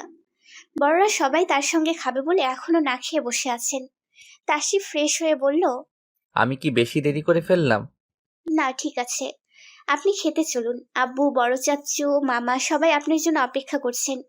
আমি তার পিছু পিছু গিয়ে ডাইনিং রুমে দাঁড়ালাম। বড় চাচি সবাইকে খাবার বেড়ে দিল। আম্মু এটা ওটা এগিয়ে দিচ্ছে। আমি চুপচাপ পাশে দাঁড়িয়ে আছি। ওনারা সবাই টুকটাক কথা বলে খাচ্ছেন। তাসিফ হঠাৎ বলে উঠল, গরুর মাংসটা কে রান্না করেছে? তার কথায় সবার কথা বন্ধ হয়ে গেল। আম্মু ভয় পেয়ে গেলেন কোনো ভেজাল হলো কিনা ভেবে। কাপা গলায় বললেন, বাবা, কোনো সমস্যা হয়েছে? কিছু কি কম বেশি হলো? উনি আম্মুর চেহারা দেখে ভদ্রতায় হাসি দিয়ে বললেন, না না আম্মা, সেরকম কিছু না। আসলে এত মজা হয়েছে, এটা প্রশংসা না করে পারছি না। এখন বুঝেছি হুমায়রার রান্না এত মজা কেন হয়। আপনার থেকে শিখেছে কিনা? আম্মুর চেহারা উজ্জ্বল হয়ে উঠল। উপস্থিত সবার ঠোঁটে হাসি ফুটলেও আব্বুর কোনো প্রতিক্রিয়া দেখালেন না। বরং তাসরিফের গোস্ত পছন্দ হয়েছে শুনে তার পাশে কয়েক চামচ গোস্ত তুলে দিলেন। বড় চাচি আমার কানের কাছে ধীরে গলায় বলল, ভাগ্য করে এমন জামাই পেয়েছিস মনি, যত্ন করে রাখিস। আমি মনে মনে ভাবছি এই পরিবারে কোনো পুরুষ বইয়ের প্রশংসা করে না। রান্নার প্রশংসা যে করা যায় এটা বোধহয় তারা জানেই না। আজ পরের বাড়ির ছেলে দেখিয়ে দিল কিভাবে প্রশংসা করা লাগে। দোষ ধরার বেলায় সবাই পণ্ডিত হলেও ভালো কথা কারো মুখে আসে না। খাওয়া শেষে রুমে ঢুকেই আমি তাকে শক্ত করে জড়িয়ে ধরলাম। আমার এত আনন্দ লাগছিল যা বলে বোঝানোর ক্ষমতা নেই। আমার এহেন কাণ্ড দেখে উনি বিস্মিত গলায় বলল, কয়েক ঘন্টার ব্যবধানে এত আমূল পরিবর্তন? অনেক মিস করছিলে বুঝি?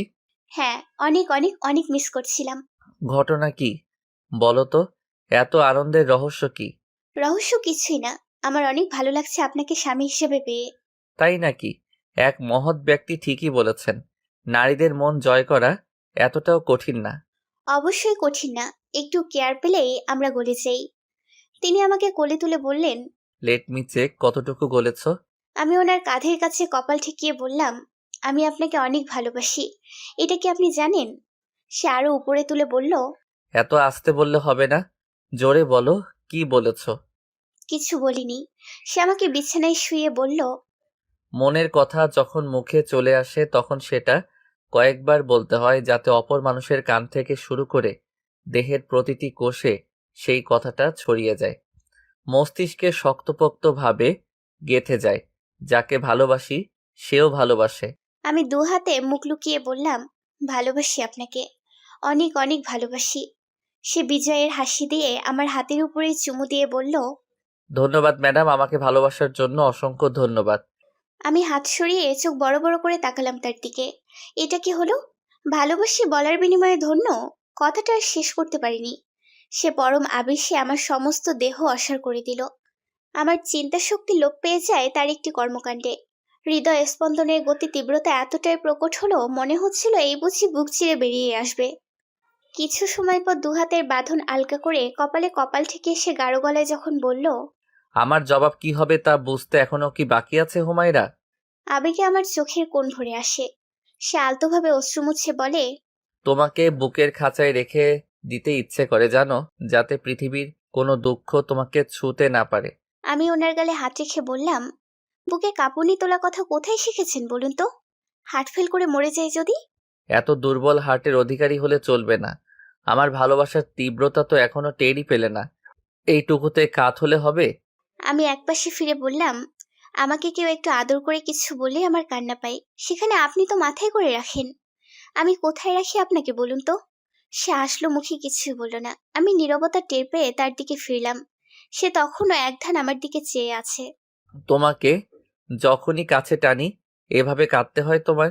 এ কেমন কাঁদুনে বউ পেলাম বলো তো? আমি কাঁদুনে না, আপনার কাছে এলেই আমার কান্না পায়। আমি বুঝি না আবেগে কেউ এভাবে কান্না করে নাকি, কিন্তু আমি করি। কেন করি জানি না। এত আবেগ রেখে লাভ কি? বরকে একটা দিন নিচ থেকে চুমু খাও না, আদর করে কাছে টানো না। সব আবেগ ওই চোখেতেই সীমাবদ্ধ। আমি তার কলার চেপে বললাম, আমি বুঝি একবারও আপনাকে কাছে টানিনি? এত বড় অপবাদ! আমার তুলনায় কম অস্বীকার করতে পারবে? যদি নির্লজ্জ ভাবেন। কেন ভাববো? বরকে ভালোবাসবে না তো কাকে বাসবে? তাকে আদর করলেই বা নির্লজ্জ ভাবতে যাবে কে? জানি না। Now love me with all of your soul and let me love you too. আমি সংকোচ ছেড়ে তাকে কাছে টানলাম। যতটা কাছে টানলে দুটি প্রাণ একটি দেহে রূপান্তরিত হয়, কোনো অন্তরায় থাকে না, বিন্দু মাত্রও না। বিয়ের প্রথম 1-2 বছর সবারই নাকি খুব সুন্দর কাটে, তারপর ধীরে ধীরে ফ্যাকাশে হয়ে যায়। এমনটাই সবসময় শুনি দেখি। আমি আমার এক্সপেকটেশনের ঝুড়ি সবসময় শূন্য রেখেছিলাম। জীবন নিয়ে আমার বিশেষ প্রত্যাশা কখনোই ছিল না, তাই যতটুকু পেয়েছি তা পুরোটাই মহান আল্লাহ তাআলার অসীম করুণা। তাশরিফ আমার জীবনের সবচেয়ে বড় একটা ব্লেসিং, এই কথা আমি অস্বীকার করতে পারি না। উনি সবসময় এরকম থাকবেন কিনা জানি না, আমার প্রতি তার আগ্রহ বা ভালোবাসা একই থাকবে কিনা নিশ্চয়তা নেই। তবে আমি বর্তমানটা পুরো মন দিয়ে উপভোগ করতে চাই। তার কর্মকাণ্ডে নিজেকে ভীষণ স্পেশাল মনে হয়। তবে এ ভেবেও ভয় হয় তার প্রতি আমার যে দুর্বলতা ক্রমশ বাড়ছে, তা পরবর্তীতে ভোগাবে না তো? আমরা মেয়েরা খুব সহজেই মায়ায় পড়ে যাই। এই মায়ায় পড়ে হাসি মুখে কত কিছু যে ত্যাগ করে বসি, তাই আমার ভয় হয় মায়ায় জড়াতে। দুপুরের খাবার পর্ব সেরে ভাত ঘুম দেয়া বাঙালি সহজাত বৈশিষ্ট্য। এ বাসায় সবাই খুব ভরে ওঠে। দুপুরে খেয়ে একটু ঘুমায়, বিকেলে আসর নামাজের পর চা বিস্কুট খাওয়া হয়, সন্ধ্যার পর হালকা নাস্তা, রাতে 10টা থেকে 11টার মধ্যে খেয়ে ঘুম। আমাদের বাসায়ও বলতে গেলে এরকমই নিয়ম ছিল, তাই সময়ের মারপ্যাচে খুব একটা ভোগান্তি আমার হয়নি। পার্থক্য এই, ওখানে মা সব সময় করতো, আমি এখানে করছি। যদিও হেল্পিং হ্যান্ড হিসেবে দুজন আছে। এখানে আমি অসুখী নই, এটা নিশ্চয়ই বুঝে গেছেন আপনারা। শারীরিক ও মানসিকভাবে শান্তিতে থাকতে যা যা প্রয়োজন সবই এখানে আছে, আলহামদুলিল্লাহ। কিন্তু আমার যে একটা মা আছে, যার জীবন এমন এক মানুষকে কেন্দ্র করে আবর্তিত হচ্ছে যে ভীষণ টক্সিক, বলতে বাধা নেই। আমি ভাবতাম পৃথিবীর সব পুরুষই বুঝি স্বামী হিসেবে ওনার মতোই হয়।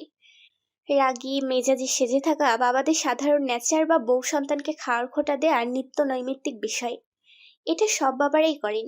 আমি ওনার বিহেভিয়ারে এতটাই অভ্যস্ত ছিলাম, আমার কাছে সত্যিই ঘরের কর্তা বলতে এই মডেলই সেট হয়ে গিয়েছিল।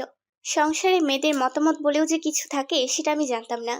ঘরের পর্দা থেকে শুরু করে বাজারে ফর্দ সব মেয়েদের আয়ত্তে থাকে, এই কমন ব্যাপারও যেন আমার মাথায় আসেনি। আমাদের বাসায় সবকিছু ওনার কথা মতো হয়। ক্ষমতা থাকলে হয়তো ঘরের একটা পিঁপড়াও তার অনুমতি ছাড়া প্রবেশ করতে পারতো না। আমি ছোট থেকে কি নিদারুণ মানসিক যন্ত্রণায় বড় হয়েছি তা প্রকাশ করার মতো ভাষা আমার নেই। শাসন করা আর শোষণ করার মাঝে যে বিস্তর পার্থক্য আছে, এটা বোঝার মতো সক্ষমতা হয়তো আমার বাবার নেই। আমি যখনই খুব আগ্রহের সঙ্গে কিছু রান্না করেছি, তিনি খেয়ে কোনোদিন প্রশংসা করেননি, বরং তিরস্কার করেছেন সবসময়। এ রান্না নিয়ে শ্বশুরবাড়িতে ভাত জুটবে না এমন বঞ্চনা করতেও দুবার ভাবেননি। অথচ রিলসে দেখি বাবারা কত আদরে মেয়েদের আবদার মানেন। তাদের বিটখুটে রান্না খেয়েও বলেন দারুণ হয়েছে। অন্যদের কথা বাদ, আমার বেস্ট ফ্রেন্ড সুমা, ওর বাবার কথাই যদি বলি, ও ভাত রান্নার সঠিক সময় বোঝে না, বেশিরভাগ ভাত নরম করে ফেলে। ওর বাবা এই নিয়ে বকা তো দূর, বরং বলে আমার মেয়ে রাঁধতে বসেছে, এটাই তো অনেক, একদিন ঠিকই শিখে যাবে। না, ওকে আমি হিংসে করি না। ইনফ্যাক্ট আমি পৃথিবীর কোনো রাজকন্যাকে হিংসে করি না। আমার শুধু চাপা কষ্টে বুক ভার হয়ে ওঠে। মনকে যতই বলি, সবাই সব দিকে সুখী হয় না। মন তবুও বিষাদে ডুবে। আমি আমার মা আর ভাইয়ের জন্য কষ্ট পাই। জানি ছোটখাটো বিষয়ে চিৎকার চেঁচামেচি করা বন্ধ হয়নি। আমি নেই তো কি হয়েছে, ঈশ্বর তো অভাব পড়ে না। ভাই সারাদিন কলেজ কোচিং নিয়ে ব্যস্ত থাকে। ঘরে কতক্ষণই বা থাকে। তাই মায়ের জন্য মন কেমন কেমন করে। আমার জনম দুঃখী মা সুখী হোক এই প্রার্থনাই করি সবসময়। গ্রাম থেকে অনেকগুলো কাঁচা আম আনা হয়েছে আচার দেওয়ার জন্য। আমার শ্বশুরের আমের আচার অনেক পছন্দ। তিনি 2 বেলা ভাতের সাথে আমের আচার খেতে ভীষণ পছন্দ করেন। তাই প্রতি বছর এই সময়ে বেশি করে আচার বানিয়ে রাখা লাগে। আম কুটতে বসে মা পুরোনো দিনের গল্প বলছিলেন। এই আচার বানানোকে কেন্দ্র করে কত গল্প যে বের হলো, আমি সব মন দিয়ে শুনছিলাম। তাশরিফকে অসময়ে দেখে মা বললেন, কিরে, আজ এ সময় চলে এলি, সব ঠিক আছে তো? হ্যাঁ, ঠিক আছে। একটা মিটিং ছিল বাইরে, ওটা শেষ করার পর বস বলল আজকের জন্য ছুটি, তাই চলে এসেছি। ভালো করেছিস। তানহা, তুমি উঠে যাও তো মা, ফ্রিজে কাঁচা আমের শরবত বানিয়ে রেখেছি, ওটা নিয়ে যাও। আমি উঠে ওনার জন্য শরবত নিয়ে গেলাম। জনাব দেখি বেলকনিতে চুপচাপ দাঁড়িয়ে আছেন। আমার উপস্থিতি টের পেয়ে বলল, হুমায়রা, তুমি আমাকে কতটা বিশ্বাস করো? যতটা প্রয়োজন। কতটা প্রয়োজন? পরিমাপ করে দেখিনি তো। সবসময় টুইস্টার জবাব। আমি তার কাঁধে হাত রেখে বললাম, কি হয়েছে বলুন তো? কোনো কি সমস্যা হয়েছে? গুরুতর কিছু হয়নি, তবে মিটিংটা স্যাটিসফাইং ছিল না। বস খুব ক্ষেপে আছে। মাঝে মধ্যে উত্থান পতন হয়। জীবনের পথ মসৃণ নয়। মন খারাপ করবেন না। সেটাই। শরবত খেয়ে নিন। আপনার জন্য কিছু বানিয়ে আনবো? কি খাবেন বলুন? ব্যস্ত হয়েও না, শান্ত হয়ে আমার সামনে বসো, ওতেই চলবে। আমি গ্রিলে হেলান দিয়ে তার মুখোমুখি দাঁড়ালাম। সে বুকে 2 হাত ভাঁজ করে রেখে আমার দিকে স্থির দৃষ্টিতে তাকালো। আমি হেসে বললাম, এমন ভাবে লুক নিচ্ছেন যেন আমি আসামি। আসামিদের দিকে কেমন লুক দেয় এটাও জানো দেখছি। তা কোন অপরাধে জেলে গিয়েছিলে শুনি? আসামিরা জেলে যায় নাকি? ওরা খোলা আকাশের নিচে বুক ফুলিয়ে চলাফেরা করে। জেল অব্দি টেনে নেওয়ার সাধ্য কার? তাও ঠিক। এই হুমায়রা, দেখি তো তুমি আমার কতটুকু সমান। বলেই তিনি আমাকে কাছে টেনে মাপতে লাগলেন। ওহো, লাভলি হাইট, একদম বুক বরাবর মাথা। আজ জানলেন যেন? হ্যাঁ, আজই তো জানলাম। আগে মেপেছি নাকি? আইডিয়া তো হবার কথা। অলস অনুমান করে সময় নষ্ট করে লাভ আছে? মাথা নেড়ে বললাম, না না, একদমই নেই। সে হেসে আমার নাক টেনে বলল, এত আদর লাগে তোমাকে দেখলে ইচ্ছে করে গাল টেনে দেই। ইচ্ছে হলো গাল টানতে, অথচ টেনে দিলেন নাক। আমার নাক টেনে টেনে লম্বা বানানোর ফোন দিয়েছেন বুঝি? তোমার নাকটা অনেক সফট, টেনে দিতে মজা লাগে। বোচা হলেও কিউট আছে। কি? আমার নাক বোচা? ভালো মতো দেখেন, মোটেও বোচা না। ভালো মতো দেখলেই বোচা নাক খাড়া হয়ে যাবে না? আমি তো বলিনি দেখতে খারাপ। আমি গাল ফুলিয়ে বললাম, আমার নাক বোচা না। আচ্ছা যাও, বোচা না চ্যাপটা। ধুর। হুর। মজা নিচ্ছেন? মজা দিচ্ছেন? এই কি সমস্যা? হ্যাঁ, কি সমস্যা? হ্যাঁ, কপি করছেন? কপি ভাবছেন? আহ, মেজাজটাই বিগড়ে দিচ্ছে। পচা লোক। হা। আসল ঘটনা জানা গেল সপ্তাহখানেক বাদে। অফিসে সমস্যা বেঁধেছিল এ কথা এড়িয়ে গেলেও পরবর্তীতে যখন সে রিজাইন লেটার জমা দিয়ে বাসায় আসে, কারোই বুঝতে বাকি থাকে না রোজ অসময়ে বাড়ি ফেরার কারণ। তাশরিফের চাকরি চলে গেছে। ব্যাপারটা যতটা খারাপ হবার ছিল ততটা হয়নি, বরং বাবা মা দুজনেই ছেলেকে সাপোর্ট করে বললেন, যেখানে তোমার কদর নেই সেখানে না থাকাই শ্রেয়। আমার বিশ্বাস খুব শীঘ্রই তুমি ভালো জব পেয়ে যাবে। আমি কিছুটা দুশ্চিন্তায় ভুগছিলাম। কোনো পূর্ব পরিকল্পনা ছাড়া চাকরি ছেড়ে দেওয়া কি উচিত হয়েছে? বাংলাদেশে ভালো চাকরি এখন সোনার হরিণের মতো, সহজে হাতের নাগালে আসে না। যদিও তাদের ফিনান্সিয়াল অবস্থা অনেক ভালো, তবু আমার ভয় হচ্ছিল। আসলে মিডল ক্লাস ফ্যামিলিতে বিলং করেছি তো, আমার জন্য এসব ব্যাপার হজম হওয়ার সহজ কথা নয়। কিন্তু আমি সে ব্যাপারে কিছু বলতেও পারছিলাম না, পাছে সে ভুল বুঝে রাগ করে যদি। তবে যতটুকু জানি তাশরিফ তার জব সেক্টরে তুখোড় মেধাবী। তাকে কোম্পানিতে নিতে কারোই আপত্তি থাকার কথা না। এখন দেখা যাক আল্লাহ রিজিকের ব্যবস্থা কোথায় রেখেছেন। তাশরিফের চাকরি নেই কথাটা আমি আমার পরিবারের কাউকেই বলিনি। বলার মতো বিষয় কিনা তাও জানি না। তাশরিফ আজকাল খুব খিটখিটে থাকে। বিভিন্ন জায়গায় সিভি দিচ্ছে, ইন্টারভিউ দিচ্ছে, কিন্তু মন মতো কোথাও পাচ্ছে না বলে জয়েন করছে না। কাজের মানুষ বেকার হয়ে গেলে তাদের সময় কাটতে চায় না। সে চায় আমি সারাক্ষণ তার পাশে থাকি, যা মোটেই সম্ভব না। আমাকে সংসারের কাজ করতে হয়, সারাদিন রুমে বসে থাকা বাড়ির বউয়ের পক্ষে সম্ভব হয় না। বাড়িটা দৃষ্টিকটু ঠেকে, সেটা সে মানতে নারাজ। তার মতে বাসায় অনেকেই আছেন, আমি ছাড়াও এসব চলতো। তো এখন কি সমস্যা? এমন না আমি সারাদিন রান্নাঘরে থাকি, তবে যতক্ষণ থাকি ও অযথাই ডাকাডাকি করবে। এটা ওটার বাহানায় নিয়ে যাবে। আমার কাছে এটা ভীষণ বিব্রতকর ও বিরক্তিকরও বটে। মা ব্যাপারটা বুঝতে পারেন হয়তো, তাই তিনি ইচ্ছে করে আমাকে কাজ দিয়ে পাশে বসিয়ে রাখেন বা তাকে বাজারের ফট ধরিয়ে বলেন নিয়ে আয়। তাকে এঙ্গেজড রাখতে বাবাও বিভিন্ন অফিসিয়াল কাজ দেন। আমি সত্যি অবাক হয়ে দেখি আমার শ্বশুর শাশুড়ি কত ধৈর্যশীল। প্রাপ্ত বয়স্ক ছেলে চাকরি ছেড়ে বসে আছে, এ নিয়ে তাদের বিন্দুমাত্র আক্ষেপ নেই, না একবার কোনো কটু কথা বলেছে। অথচ আমি মেয়ে হয়েও কত কথা শুনেছি ইনকাম না করাই।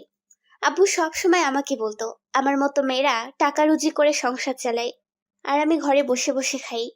আমি আদতে বসে বসে খাইনি। টিউশন করে নিজে পড়ার খরচ থেকে শুরু করে যাবতীয় খরচ নিজেই চালিয়েছি। আমাকে ঈদে জামা কাপড় পর্যন্ত কিনে দেওয়ার দরকার পড়েনি। তারপরও তিনি আমাকে অপমান অপদস্থ করতেন। বাবারা সন্তানদের ভালো চায় তাই এসব বলে, এই লজিক অ্যাটলিস্ট কেউ দেবেন না প্লিজ। সন্তানরা সারা জীবন বাবা মার আশ্রয়ে থাকে না, তাদেরকে একসময় না একসময় ডানা ঝাপটে বেরিয়ে যেতে হয় জীবনের তাগিদে। আমিও চলে এসেছি। দুর্ভাগ্য গ্রাস না করলে মৃত্যু পর্যন্ত এখানেই থাকবো, এটাই তো নিয়তি। ভাবি, আসতে পারি? হ্যাঁ আসো। কিছু বলবে?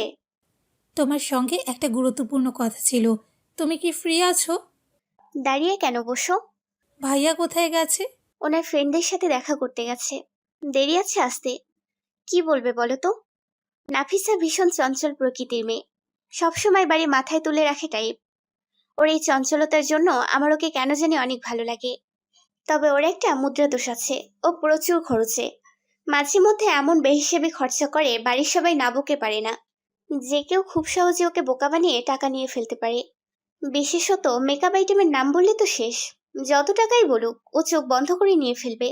নাফিসার চেহারা দেখে গেস করতে পারছি ও আবারও এমন কোনো কাজ করেছে যাতে সবাই বকা দিবে।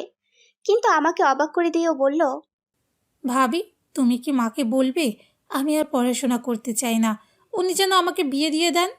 আমি বিস্মিত হলেও মুখে প্রকাশ না করে বললাম, কেন, পড়াশোনা করতে কি সমস্যা? আমি আর স্কুলে যাব না ভাবি, আমার পড়াশোনা করতে ভালো লাগে না। নাফিসা, কিছু কি হয়েছে? কেউ কিছু বলেছে তোমাকে? পড়ালেখা করে লাভ কি? আমি যতটুকু পড়েছি নিজের ছেলে মেয়েকে পড়াতে পারবো, সংসারের খরচ হিসাব করতে পারবো, এইটুকুই কি এনাফ না? হ্যাঁ এনাফ, কিন্তু এখন এই যুগে কেউ কি চাইবে এমন মেয়েকে বউ করতে যে মাধ্যমিক পাশও করেনি? তাছাড়া এখন সবাই হায়ার এডুকেটেড হতে চায়। তুমি উল্টো কেন ভাবছো, খুলে বলো তো। অনেকগুলো কারণ আছে, বলতে ইচ্ছে করছে না। দু একটাও কি বলা যাবে না?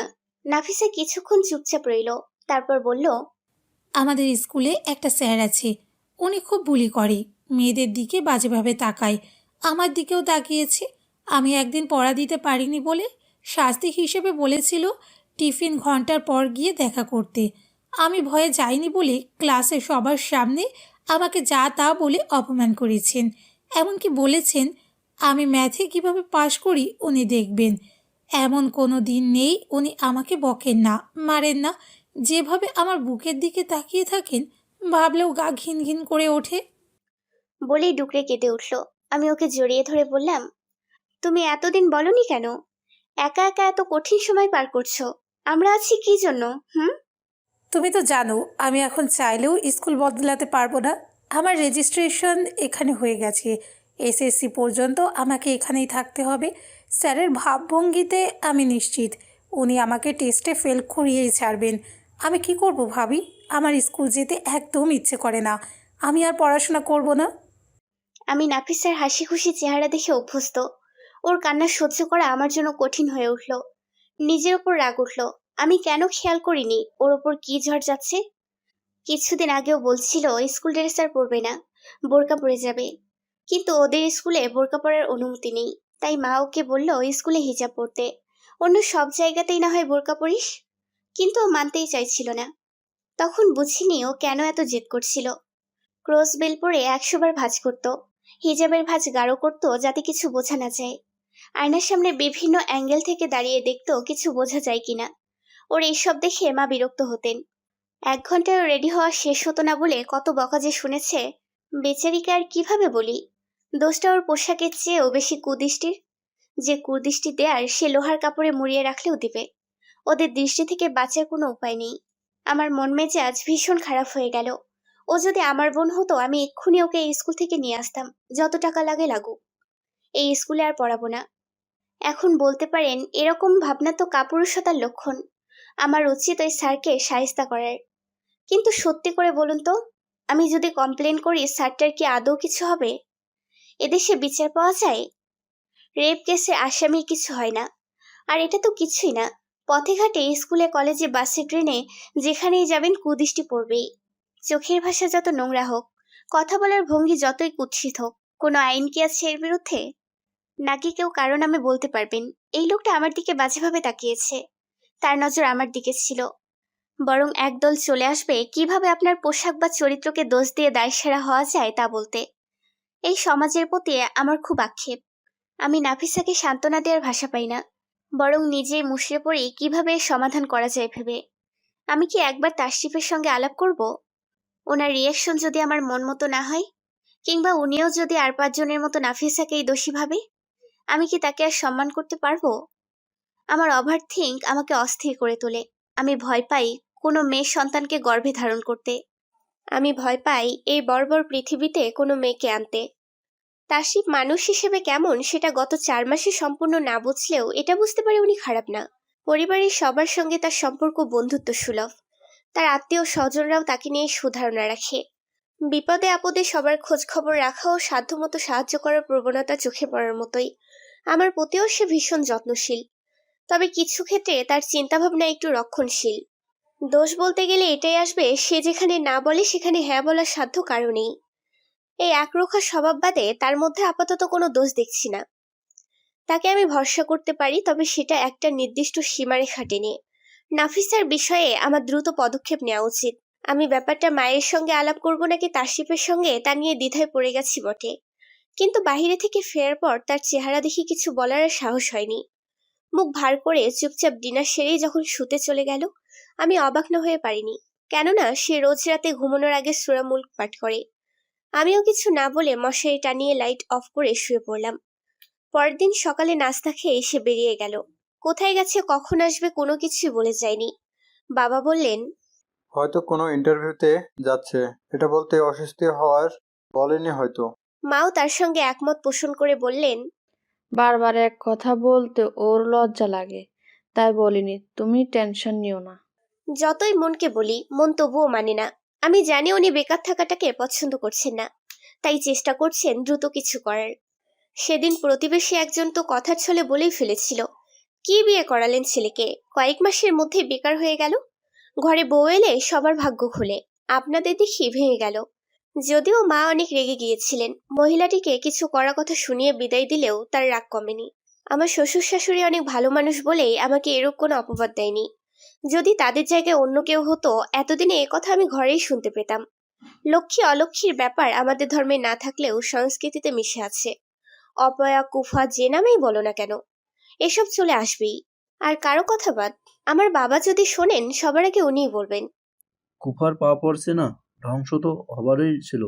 আমি মোনাজাতে শুধু বলি ওর একটা ভালো চাকরি হোক, আমার মান সম্মান নষ্ট না হোক। সারাদিন শেষেও যখন তাশরিফ ফিরল না, আমি তাকে কল করি। সে রিসিভ করে বলল, আমার ফিরতে একটু দেরি হবে, তুমি খাওয়া দাওয়া করে ঘুমিয়ে যেও। টেনশন করো না, আমি ঠিক আছি। মা অনেকবার বললেও আমি না খেয়ে তার জন্য অপেক্ষা করছিলাম। আমার একটা বাজে অভ্যাস হচ্ছে, টেনশনে আমার খাওয়া বন্ধ হয়ে যায়। যদি জোর করে কিছু মুখে তুলি বমি করে ফেলে দিতে হয়। ওনাকে না দেখে আজকাল আমার গলা দিয়ে এক ফোঁটা পানিও নামবে না। বেলকনিতে গিয়ে একটু পরপর উকি দিচ্ছি সে আসছে কিনা দেখতে। বহু কষ্টে রাত 12টা অবধি চোখ মেলে রাখলেও এরপর আর সম্ভব হলো না। কখন যে ঘুমিয়ে পড়েছি বলতে পারি না। মাঝরাতে আচমকা ঘুম ভেঙে যায়, পাশে হাতড়ে খুঁজি সে আছে কিনা। আমার অস্থিরতা হয়তো সে বোঝে। আমার গা ঘেঁষে জড়িয়ে ধরে বলে, আমি আছি, শান্তিতে ঘুমাও। আমি তার বুকের ওপরে স্বস্তির নিঃশ্বাস ফেলে বলি, কোথায় ছিলেন আপনি সারাদিন? কখন ফিরেছেন? আমাকে ডাকেননি কেন? সে ঘুম জড়ানো গলায় বলল, কাল সকালে সব বলবো, আমার অনেক ঘুম পাচ্ছে। আমি মুখ তুলে তার গালে চুমু দেই, আদর করে মাথায় হাত বুলিয়ে বলি, আপনি সুস্থ থাকুন, আমার পাশে থাকুন, আর কিচ্ছু চাই না আমার। সে আরো গভীরভাবে আলিঙ্গন করে গাঢ় নিঃশ্বাস ফেলতে লাগলো। বুঝলাম ভীষণ ক্লান্ত। ফজরের পর তার সঙ্গে বাহিরে বের হলাম। তারপর বলল, একটা কথা কি জানো হুমায়রা, কখনো কারো উপকার করে বিনিময় আশা করতে নেই, কারণ মানুষ উপকার মনে রাখে না। ঠিক। যাক, আল্লাহ ভরসা। দুঃসময় আসে মানুষ চেনাতে। আমি ঠিক করেছি যে কোনো একটাই জয়েন করে ফেলবো। অযথা সময় নষ্ট করার চেয়ে ঢুকে যাওয়া বেটার। পরবর্তীতে ভালো সুযোগ আসলে নেওয়া যাবে। যা হবে ভালোর জন্যই হবে ইনশাল্লাহ। আমি খুব সরি হুমায়রা। মা বলছিল তুমি নাকি আমাকে নিয়ে অনেক দুশ্চিন্তা করো। আমিও খেয়াল করেছি এই কয়েকদিনে তোমার চেহারা বদলে গেছে। তুমি আর টেনশন করো না, সব আবার ঠিক হয়ে যাবে। আমি মাথা নেড়ে সম্মতি জানাই। তাসরিফ পরিকল্পনা মাফিক একটা কোম্পানিতে জয়েন করে। আগে রুটিনে ব্যাক করায় তার জীবনধারা স্বাভাবিক হয়। আমিও স্বস্তি পাই। নাফিসার স্কুলে হলিডে চলায় ওর ব্যাপারটা নিয়ে আপাতত চিন্তা নেই। একদিন দুপুরে রান্নার কাজ করছিলাম, তখন দরজায় নক পড়ে। মা তড়িঘড়ি এসে বললেন, তানহা, তোমার ফুফু শাশুড়ি এসেছে, গিয়ে কদম বসি করে ভালো মন্দ খোঁজ খবর নেবে। আমি মায়ের কথা মতো তার শরবত নিয়ে তার কাছে যাই। বাবা পরিচয় করিয়ে দেওয়ার পর কদমবুসি করতে উনি বলেন, তাসরিফের বউ এটা? ওনার চেহারায় তাচ্ছিল্যের ছাপ স্পষ্ট হয়ে উঠলে মুখে আর কিছুই বললেন না। আমি ওনাকে যাই প্রশ্ন করলাম অন্যদিকে তাকিয়ে হ্যাঁ না জবাব দিলেন। যেন আমার দিকে তাকানোর রুচি তার নেই। বাবা বললেন, বৌমা রান্না শেষ হয়েছে? তাহলে তোমার ফুপুর জন্য ভাত বেড়ে ফেলো। অনেক দূর জার্নি করে এসেছেন। আপা, তুই হাত মুখ ধুয়ে নে। এখনই ব্যস্ত হইস না, আমি কোথাও চলে যাচ্ছি না। আসছি যখন সপ্তাহখানেক বেড়াবো। তোর যতদিন ইচ্ছে থাক। দিনের হিসাব করছিস কেন? বাড়ির সবাই ভালো আছে তো? আমার ভাগ্নে ভাগ্নির কি খবর? আসলে সবাই ভালো, তোদের কি অবস্থা? আলহামদুলিল্লাহ ভালো।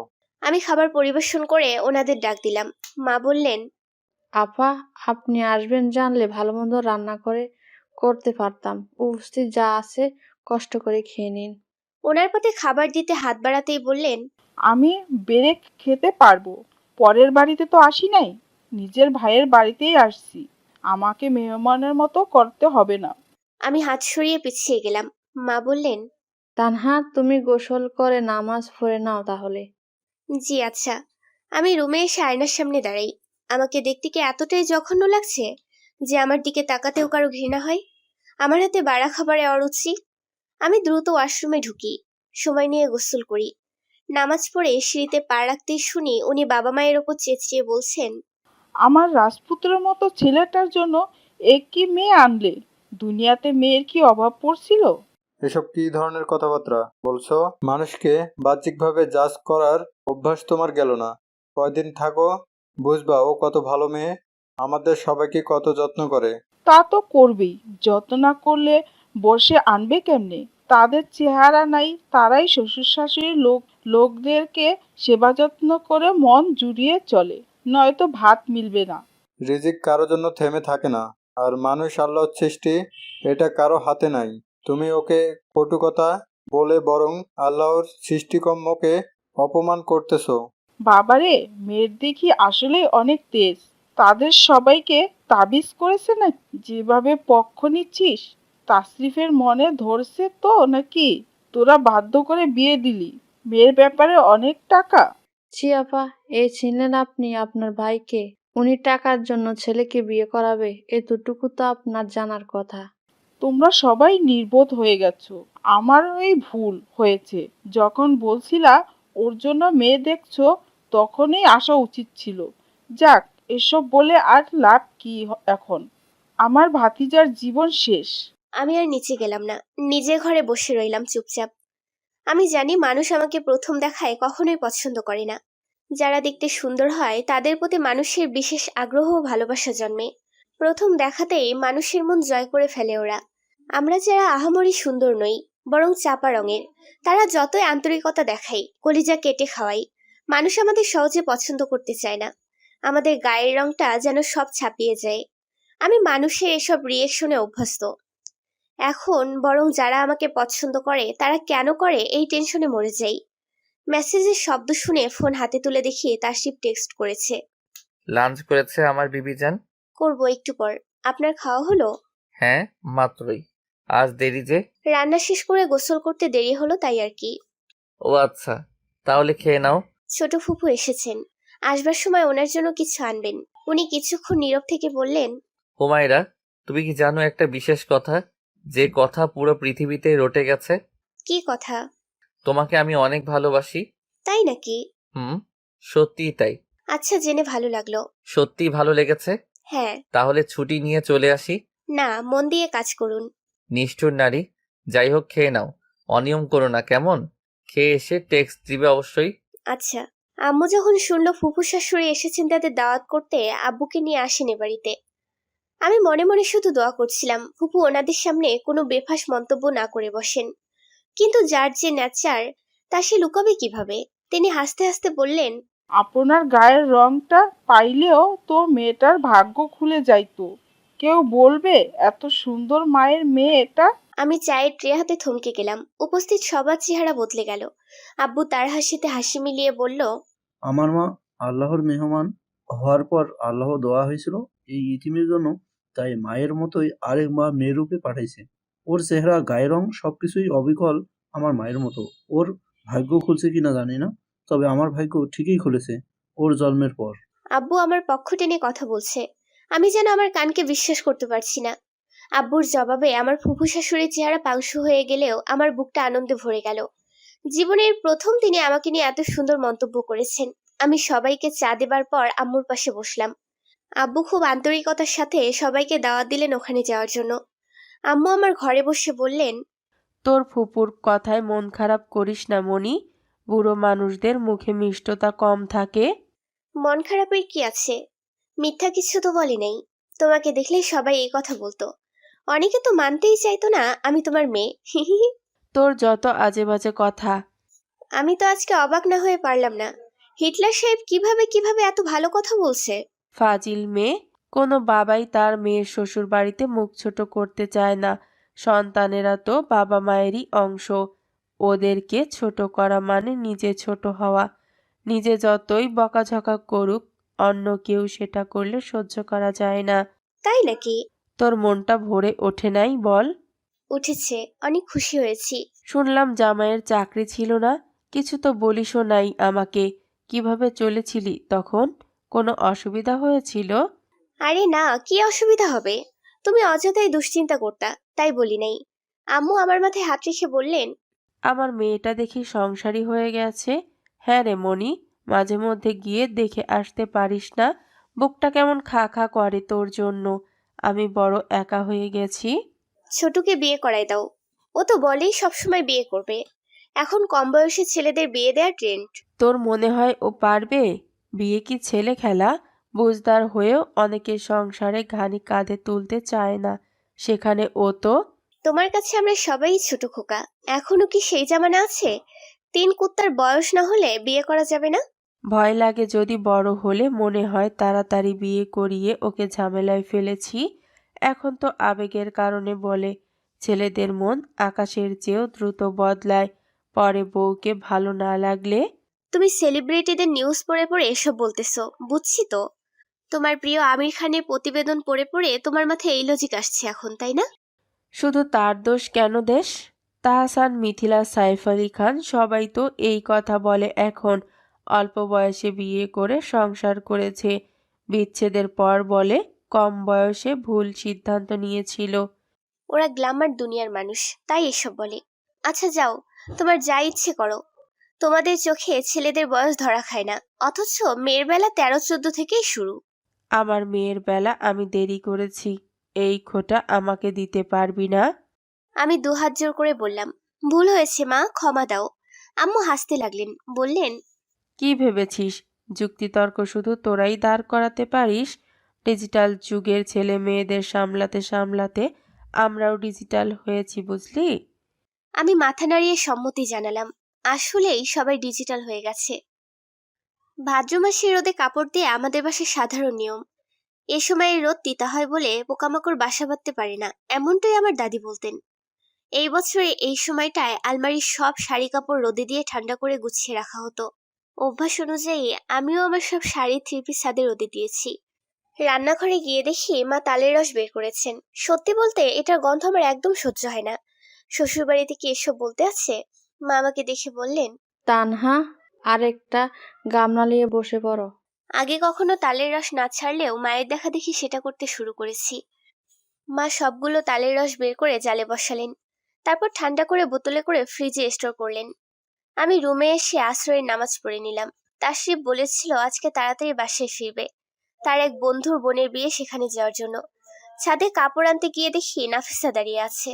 আমাকে দেখে বলল, ভাবি দেখেছো সামনের বিল্ডিংয়ের কাজ কত দ্রুত শেষ হয়েছে? হ্যাঁ, খুব দ্রুতই হয়েছে, কিছুদিন পর ভাড়াটেও চলে আসবে। ভাবি তোমাকে একটা ঘটনা বলেছিলাম। কি ঘটনা? ও, বলা হয়নি তাহলে। একটা দারুণ ঘটনা ঘটেছে। কি বলো শুনি।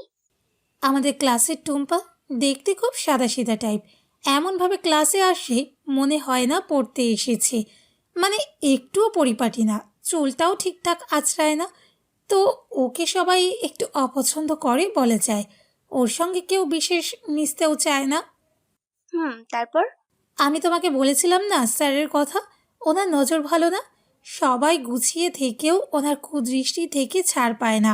সেখানে টুম্পা কোন ছাড়? উনি ওকে পড়া জিজ্ঞেস করার বাহানায় পিঠে হাত দিয়ে বসতে বলতেন, ইচ্ছে করে বেঞ্চে ঘেঁষে হাঁটাচলা করতেন। একদিন নাকি ওকে ডেকেছিলেন অফিস রুমে। কি সাংঘাতিক লোক এটা! ওনার দৌরাত্ম্য তো বেড়েই চলেছে। তোমরা সবাই মিলে কমপ্লেন করো না কেন? ম্যাথ পরীক্ষায় ফেল করতে চাইবে কে? তবুও কোনো ফিমেল টিচার বা ক্লাস টিচারকে কি জানানোর উপায় নেই, যিনি এ বিষয়ে কোনো স্টেপ নেবেন? দেখো, এ যুগে এসেও এরকম ভয়ভীতি পেলে চলে? তোমরা চুপচাপ সয়ে গেলে তো সমস্যার সমাধান হবে না। হ্যাঁ, এইটা ঠিক বলেছ। আমাদের উচিত আওয়াজ তোলা। ইন্টারেস্টিং ব্যাপারটাই শুনলে না? বলো। টুম্পার বাবা পুলিশ অফিসার, এটা আমরা কেউ জানতাম না। অবশ্য জানার মতো করে কখনো মেশাই হয়নি। তো ও করলো কি, ওর বাবাকে সব বলে স্কুলে নিয়ে আসছে।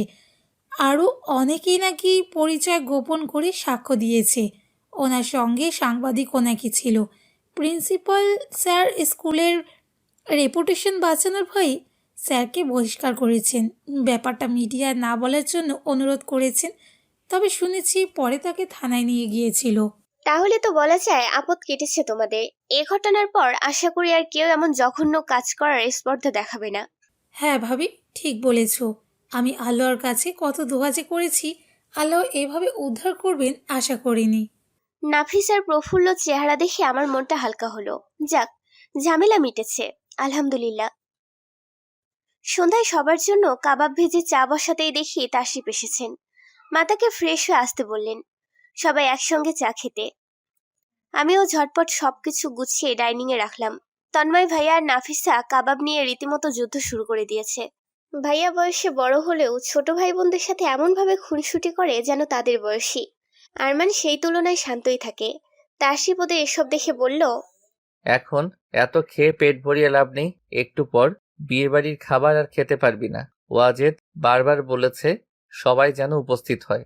ও, তুই চিন্তা করিস না ভাই, আমাদের পেট এত সহজে ভরে না। ভরবে কিভাবে?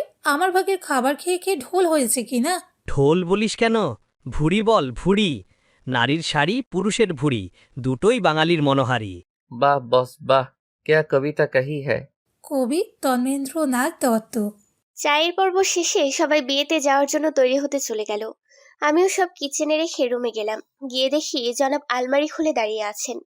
আমাকে দেখে বললেন, এই হুমায়রা কোন শাড়ি পরবে আজ ঠিক করেছো? যে কোনো একটা পরলেই তো হলো। ওখানে সবাই বউকে দেখতে আসবে, আমাকে না। আজকে ম্যাচিং ম্যাচিং পরবো তাই জিজ্ঞেস করলাম। এত আনরোমান্টিক তুমি। আপনি বলুন কোনটা আমাকে ফুটে। ফুটে আবার কি, যা পরো তাতেই তো সুন্দর লাগে। কচু, সব রঙে সবাইকে মানায় না। দেখুন তো এটাতে মানাবে কিনা।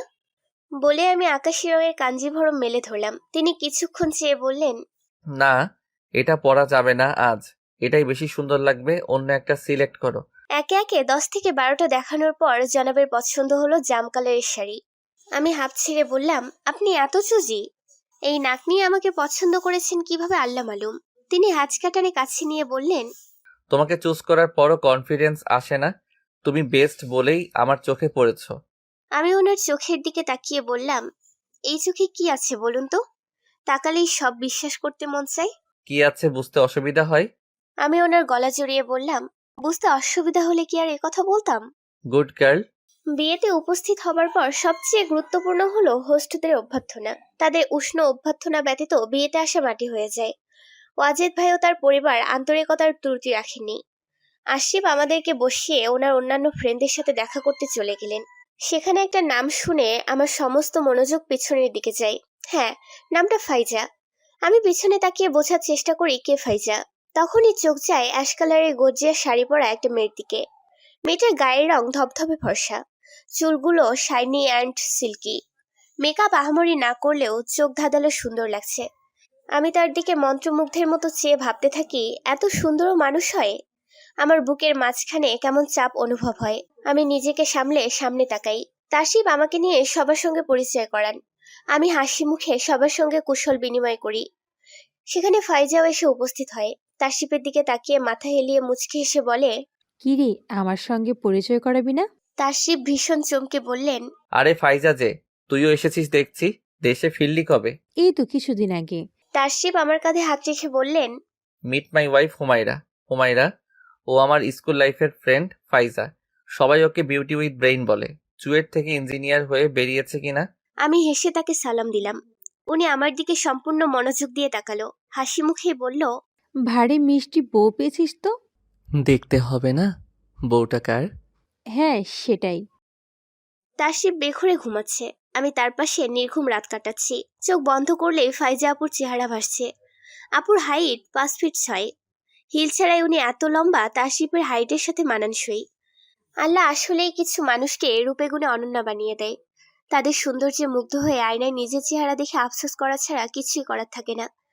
নিজেকে আজকাল অদ্ভুত মনে হয়। আমি দিন দিন কেমন নিব্বি হয়ে যাচ্ছি। এসব ছোটখাটো বিষয় নিয়ে মন খারাপ করা মানায়? মানুষের পছন্দ অপছন্দ থাকতেই পারে, এটা বড় কোনো ব্যাপার না। পুরনো কাসুন্দি ঘেটে আমিই বরং কষ্ট পাচ্ছি। ডিম লাইটের আলোয় আমি তাসিফের দিকে তাকাই। ঘুমালে তাকে ভীষণ আদরে লাগে। কি সুন্দর মাথার নিচে হাত রেখে গভীর ঘুমে মগ্ন। তার বুকে আঙুল দিয়ে আঁকিবুকি করতে আমার অনেক ভালো লাগে। আমি দু হাতে ভর দিয়ে তার দিকে তাক করে শুয়ে তাকে দেখছি আর কত কিছু ভাবছি। সে আকস্মিক চোখ মেলে চাইতেই আমি হকচকিয়ে যাই। সে আমার দিকে চোখ সরু করে তাকিয়ে বলল, রহস্য কি বলতো? কই, কিসের রহস্য? কোনো রহস্য নেই। এমন গভীর পর্যবেক্ষণ চলছে কেন? নিজের বরকে দেখতে রহস্য লাগে নাকি? এমনি দেখছি। তাই? হুম। কারো কিছু চাই না তো? কথাটা শুনে লজ্জায় আমার কান গরম হয়ে গেল। উনি আমাকে কি ভেবে বসলেন? আমি আমতা আমতা করে বললাম, না না, আপনি ভুল ভাবছেন, ওরকম কিছু না। তিনি আড়মোড়া ভেঙে উঠে বসলেন। চোখ কচলে আমার দিকে তাকালেন। বললেন, তোমার চেহারা তো অন্য কথা বলছে ম্যাডাম। আমি ওনার কথা শুনে প্রতিবাদ করে বললাম, না ভুল, আপনি আন্দাজে একটা ঢিল ছুঁড়লেই হবে না। আচ্ছা মানলাম। বলে উনি পিঠ দেখিয়ে শুয়ে পড়লেন। আমি ওনার বাহুতে হাত রেখে বললাম, রাগ করেছেন? করার মতো কিছু করেছো? প্রশ্ন না, সোজা সাপটা বলুন না প্লিজ। তোমাকে একদিন বলেছি আমি তোমার, তুমি আমার। এখানে রাগ ঢাকের কারণ কি? তোমাকে আমি যেমন কাছে পাওয়ার আকাঙ্ক্ষা রাখতে পারি, তুমিও পারো। এটা খুব স্বাভাবিক হুমায়রা। আমি জানি তো। জানলে ভালো, ঘুমিয়ে পড়ো। এই কি? আপনি এভাবে মুখ ঘুরিয়ে শুয়ে থাকবেন? আমি বুঝি আমার বরের চেহারা দেখতেও পারবো না? এতক্ষণ দেখেও যার প্রেম প্রেম পাইনি তার আর দেখা লাগবে না। আমি ওনাকে পেছন থেকে জড়িয়ে ধরে পিঠে গাল ঠেকিয়ে বললাম, আমি আপনাকে অনুভব করতে ভালোবাসি। আপনার সবকিছু আমার মুখস্থ হোক, সেই প্রচেষ্টা চালাই। আপনাকে নিয়ে গবেষণা করতে ভালো লাগে, পর্যবেক্ষণ করতে ভালো লাগে। আপনাকে দেখার তৃষ্ণাও আমার মেটে না। আপনি যখন থাকেন না, আপনাকে যেন স্পষ্ট কল্পনা করতে পারি। তাই যতক্ষণ থাকেন বেশি করে দেখে নেই। আমার ভালোবাসার ধরন হয়তো স্বাভাবিক নয়, কিন্তু বিশ্বাস করুন, আমি আপনাকে অনেক ভালোবাসি। তাসিফের হার্টবিট স্লো হয়ে গেল যেন। সে দীর্ঘশ্বাস নিয়ে আমার দিকে ফিরল। আমার হাতটা তার বুকের মাঝখানে নিয়ে বলল, অনুভব করতে পারছো বুকের ভেতর কেমন করছে তোমার কথা শুনে? আমি তার বুকে নাক ঘষে বললাম, যাদের বুকে পশম থাকে তারা বউকে অনেক ভালোবাসে, জানেন সেটা? ওদের মন নরম হয়। তা বুঝি আজকে বুঝলে? শুনেছি আগে, বুঝেছি আপনাকে পাওয়ার পর। তিনি আমাকে দু হাতের বন্ধনে শক্ত করে আবদ্ধ করে বললেন, তোমার আশেপাশে থাকলেও আমার শান্তি লাগে। তুমি আমার চক্ষু শীতলকারিণী। তোমার উপর রাগ আসে না আমার, বরং ইচ্ছে করে তোমাকে অনেক ভালোবাসতে। এত ভালো মেয়ে আমার ভাগ্যে ছিল, ভাবা যায়? আমি নিশ্চিন্তে তার বুকেই ঘুমিয়ে পড়ি। সে আমার সাড়া না পেয়ে বলে, দেখেছো মেয়ের কাণ্ড? আমার ঘুম ভাঙিয়ে কেমন ঘুমিয়ে গেল। সময় গড়িয়ে যায়, দিন সপ্তাহ মাস গুনতে গুনতে বছর পেরিয়ে যায়। আমাদের ভালোবাসার পরিমাণ কমে না, বরং দিন দিন যেন আরো বাড়ে। সাথে যুক্ত হয় একে অপরের প্রতি অপর মায়া মমতা। আমার ছোট ছোট ব্যাপারেও তার মনোযোগ থাকে। আমার গলার টোন শুনেই সে আমার মনের অবস্থা বুঝতে পারে। একদিন রাগের চোটে উনি পানির গ্লাস ছুঁড়ে মেরেছিল, মুহূর্তেই কাঁচের গ্লাস ভেঙে টুকরো টুকরো হয়ে যায়। আমি নিথর দাঁড়িয়ে রই। আমার দম বন্ধ হয়ে আসে, হাত পা থরথর করে কাঁপতে থাকে, শরীর ঠান্ডা হয়ে যায়। বিয়ের আগে যেমনটা হতো। সে আমার দিকে চেয়ে বিস্মিত হয়ে যায়, দৌড়ে এসে আমাকে বুকে জড়িয়ে বলে, হুমায়রা, কি হয়েছে তোমার? চেহারা এমন ফ্যাকাশে হয়ে গেছে কেন? তুমি কি ভয় পেয়েছো? সরি কলিজা, আর কখনো এমন করব না। শান্ত হও। সে যখন থেকে বুঝতে পেরেছে আমি ঝগড়া চেঁচামেচি নিতে পারি না, সে তখন থেকে কোনোদিন উঁচু গলায় কথা বলেনি, রাগের মাথায়ও কোনো জিনিস ভাঙচুর করেনি। আমাকে ভালো রাখতে যা যা করা প্রয়োজন সবই মানুষটা করেছে, মন প্রাণ উজাড় করেই করেছে। আমি এই সুখের আশায় কত রাত কেঁদেছিলাম, এমন শান্তির আশ্রয়ের জন্য শেষদার মাথা ঠুকেছিলাম। আমার রব আমাকে নিরাশ করেননি, তিনি আমাকে আমার চাওয়ার চেয়ে অনেক বেশি দিয়েছেন। আমার বাবা স্ট্রোকের পর শান্ত হয়ে গেছেন, মায়ের সঙ্গে ভালো ব্যবহার করেন, আগে কর্মকাণ্ডের জন্য অনুতপ্ত হয়ে ক্ষমা চান। শুনেছি আম্মুকে ছাড়া এক মুহূর্ত একা থাকতে চান না, সবসময় মায়ের সাথেই থাকেন। আমি দেখতে গিয়েছিলাম আর বলেছিল, তুই আমার মায়ের রূপ ধারণ করে জন্মেছিলি, তাও আমি তোকে কদর করিনি, সব সময় আজে বাজে ব্যবহার করছি। সেখানে আমার উচিত ছিল তোকে মাথায় তুলে রাখা। আমাকে ক্ষমা করিস মা, আমি তোদের সবার সাথেই অন্যায় করেছি। যার সঙ্গে সবচেয়ে বেশি অন্যায় করেছিলাম সেই যখন ক্ষমা করে দিয়েছেন, আমি আর রাগ পুষে কি করব? তাকে ক্ষমা করে নিজের মানসিক স্বস্তি ফিরিয়ে আনাই বরং শ্রেয় মনে হলো। পুরুষ মানুষ আসলে বড়সড় ধাক্কা খেলেই বুঝতে পারে তার স্ত্রী বাদে কেউই তার আপন নয়। যার সাথে অন্যায় করে দিনের পর দিন অত্যাচার করে, শেষ বয়সে তার কাছে আশ্রয় খুঁজে পায়। আফসোস যে সোনালি সময় চলে গেছে তার ফিরে আসে না, পুরনো ক্ষতও সারে না। কিছু মানুষ তো মৃত্যুর আগ অব্দিও রিয়েলাইজ করতে পারে না সে অন্যায় করেছিল। সেই তুলনায় আব্বু নিজের ভুল বুঝতে পেরেছেন, আম্মুর মনের ক্ষত সারানোর চেষ্টা করেছেন, এটাও কম কি। সুযোগ পেলেই মাকে সাথে করে কক্সবাজার বান্দরবান ঘুরতে যান, সপ্তাহান্তে পার্কে গিয়ে বসেন। এসব শুনে আমার বরং আনন্দই লাগে। মাঝে মধ্যে মনে হয় এই ধাক্কাটা আরেকটু আগে পেলে মন্দ হতো না। আমার সুখের ঘটি পূরণ করার জন্য মহান রবের প্রতি কৃতজ্ঞতা। এই এক জীবনে কৃতজ্ঞতা জ্ঞাপন করে শেষ করতে পারবো না বোধ করি। সবাই আমাদের জন্য দোয়া করবেন, আমরা যেন এভাবেই সুখে শান্তিতে বাস করতে পারি, জীবনের চড়াই উতরে একে অপরের ঢাল হয়ে থাকতে পারি, আমাদের 2 সন্তানকে যেন মানুষের মতো মানুষ করে গড়ে তুলতে পারি। আমার সুখান্বেষণের যাত্রা এখানেই শেষ হলো, সমাপ্ত।